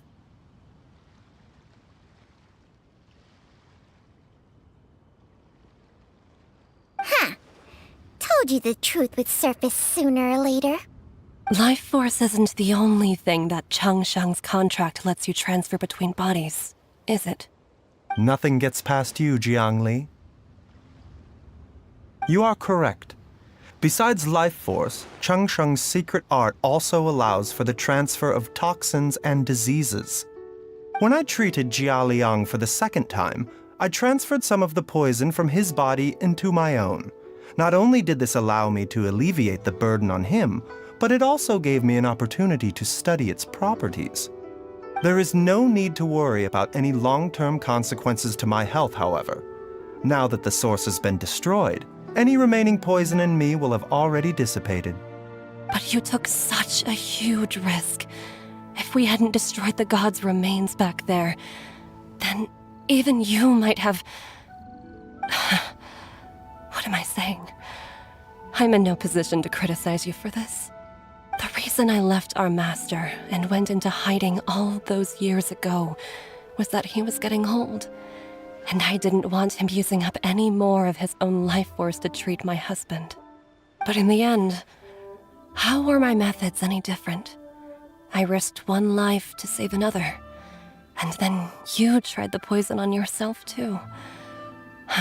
It looks like both of us have ended up going the same way as our master before us. Are all disciples of Chenyu Vale destined to turn out this way? To live a short life, having given away our own for the sake of others? To fight relentlessly against the natural course of life and death, whatever the cost? Maybe our fate is sealed the moment we decide to study medicine. We are doctors, Jiangli. We ought never say that anyone's fate is sealed. Baizhu, I can tell that, over the years, you've used the contract with Changshang to transfer many diseases and toxins to yourself. There are so many that some of them I don't even recognize. Can you still stop before it's too late? I think you know the answer, Jiangli. Every one of us from Chenyu Vale believes in the same thing. Hey, food's ready! Mom, come and join us. The Traveler taught me a load of new recipes and said even Dad'll be able to taste them. Come and try them out. Yes, darling. Mom will be there in just a second. Hey, slow down. Baiju, I know I won't be able to convince you, but please don't forget that if one day you're not around anymore, Chi-Chi, Gui, and all the friends who have grown fond of you, they will all miss you dearly. There's no need to worry, Jiangli. I know what I'm doing. I can only hope so.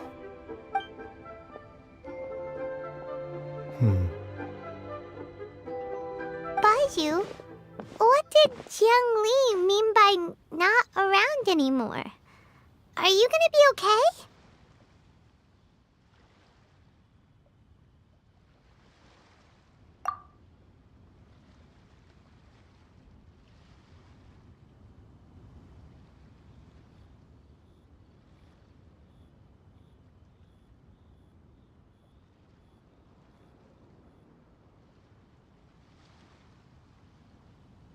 Every single mortal I've ever contracted with, including Baiju and Jiang Li's master, has passed away at a young age.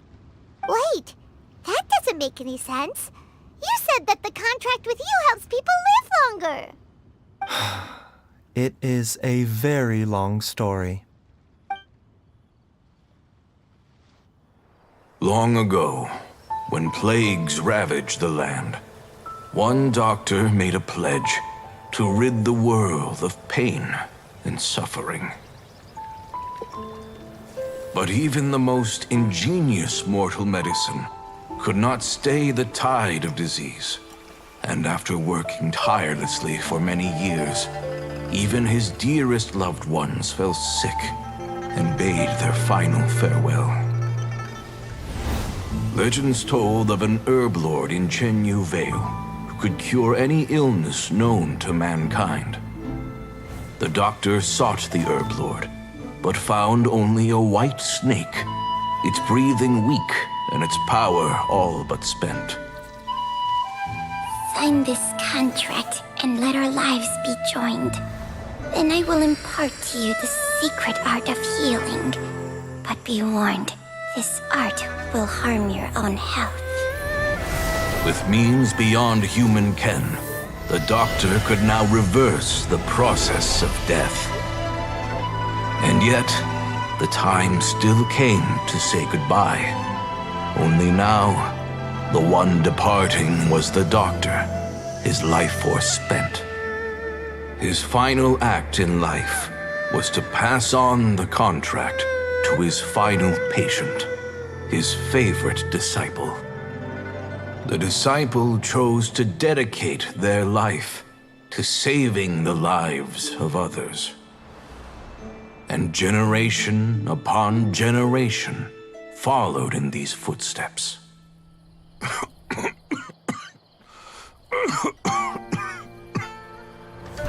Since I inherited this contract, I've always respected the path taken by my predecessors, and followed it myself unquestioningly.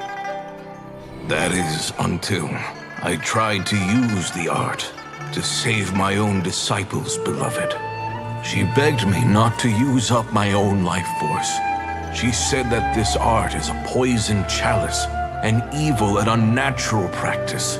She did not wish to sacrifice one life for the sake of another, when both were lives she treasured. Only then did it occur to me. Did I not suffer when my master passed away, just as patients' families do at their loved one's deathbed? Are not the lives cut short by this contract just as worthy of saving as any patients? What is this contract to us? Medicine or poison?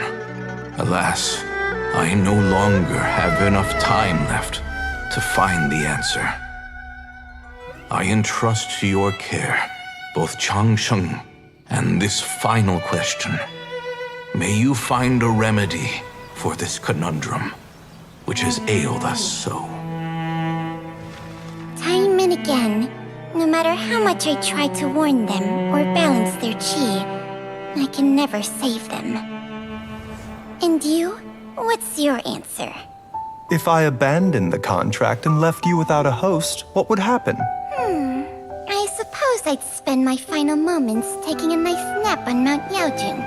Then I'd be reunited with my old friends and your predecessors. Then it's decided. If there's a life in front of me that deserves to be saved, why shouldn't I do everything within my power to save it? Once again, it's the same answer. So be it. Close your eyes. Who knows how many more people will take on this contract? None. This contract will end with me. My contract has strict requirements on the host's natural temperament. All my hosts have been most pure of heart. But when one with an altruistic nature gains access to this art, they are more seduced than the average person by the miracle of overturning the laws of life and death. Though they know better than anyone else the fate that awaits them, when faced with the sorrows of humanity and the pain of losing their nearest and dearest, they cannot help but reach beyond human means. They are like moths that throw themselves into the flame, seeking a glimmer of hope in a dark world filled with pain and suffering. So, Baiju, does that mean... I suppose that would make me a moth that yearns for the light, but doesn't want to be burned to a crisp. Changsheng's art can transfer pain and suffering between people, but it cannot reduce the total amount of pain in the world. It's just like we witnessed. Either Jia Liang feared for Jiang Li's life, or Jiang Li grieved over Jia Liang's sacrifice. I have nothing but the utmost respect for my predecessors, who sacrificed their lives for their principles. But I do not wish to join their ranks, nor do I wish to pass on this contract to anyone else in the future. Huh? But didn't you already transfer a ton of diseases onto yourself? What makes a poison poison? And what makes a disease a disease? When it comes down to it, are not both mechanisms that affect the operations of the human body? If disease is defined as deviation from normal functioning, then who knows? Perhaps the true elixir of immortality could in fact be a kind of poison. Many may view the notion of searching for immortality in poisons and illnesses as a flagrant violation of the natural order. But to me, it is no different from the way our ancestors tested the medicinal qualities of herbs by sampling each and every one. I don't want those who come after me to lose their lives to this contract. Nor do I wish for Changsheng to perish from losing her host. This leaves only one solution, doesn't it? Precisely. I will be Changsheng's final host, and the tradition of passing down the contract will end with me. Even the gods of old struggle to achieve true immortality. First you want to save others, then you want to save yourself. Now you even want to save me. You're getting greedy, Baiju. But isn't wanting to have it all what makes us human? For a selfish moth like me, who's afraid of the flame yet yearns for the light, the only path forward is up towards the moon. For once, Paimon just does not know what to say. Dr. Baiju, Traveler, what are you still chatting about? The food's about to get cold. We also have coconut milk for Changsheng and Paimon. Okay, fine. Let's go grab some some food. Paimon has a bunch of burning questions, but they can wait till after we've eaten.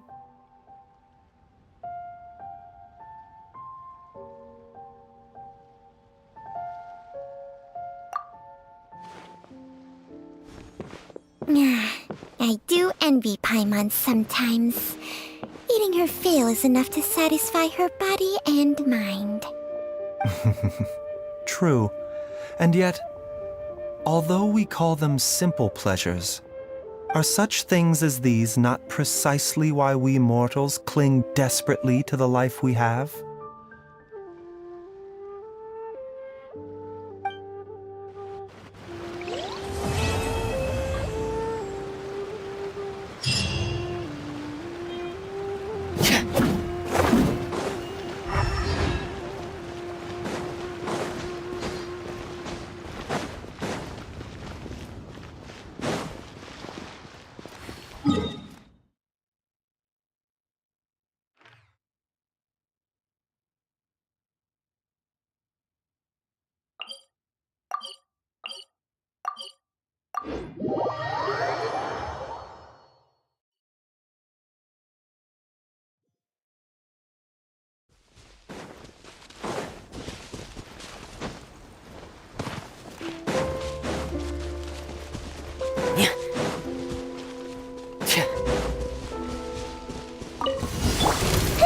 Hey!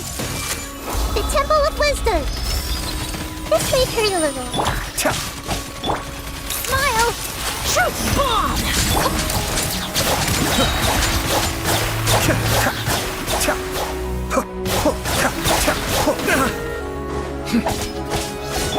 Say cheese! Committed to memory. Everyone hold hands. Sharing my knowledge. Kamisato Art. Suiyu!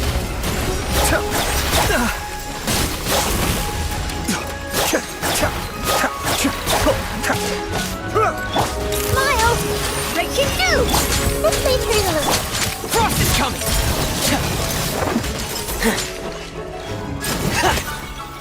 Getting here!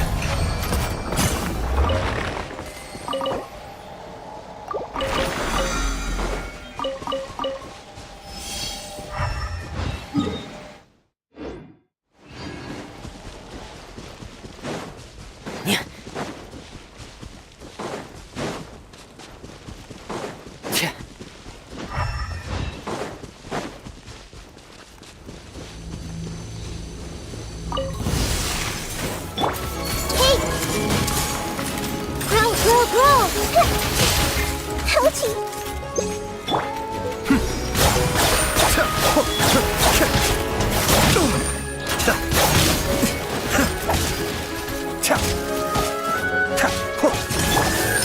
Going under!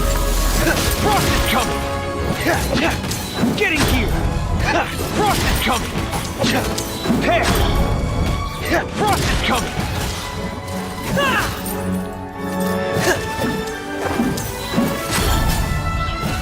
Committed to memory. True spawn! Safe. The Temple of Wisdom. The depths beckon. Cascade.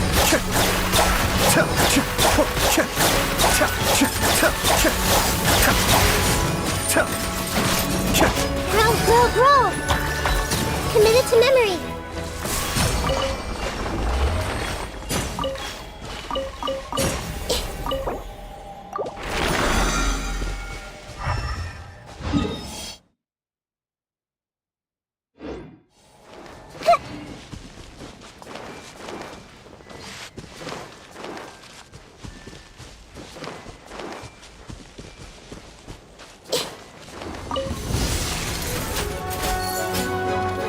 I see everything.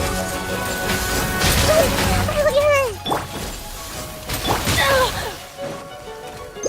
Hold that pose.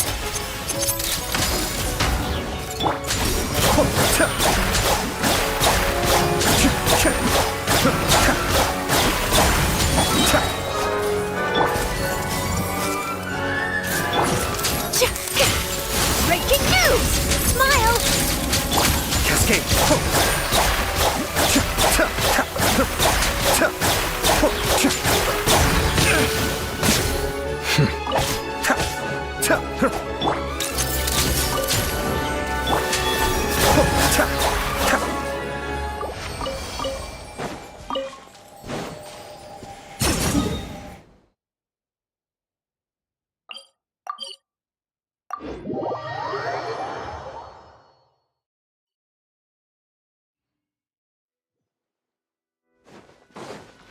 Add as.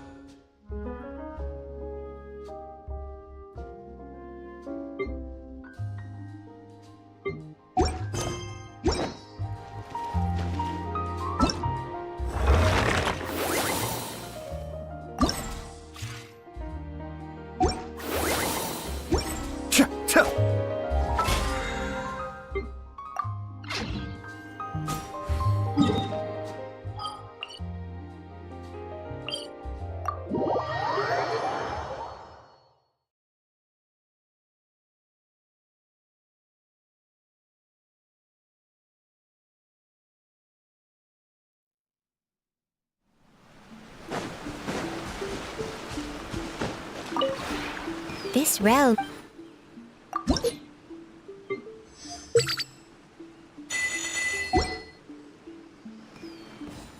If you ever...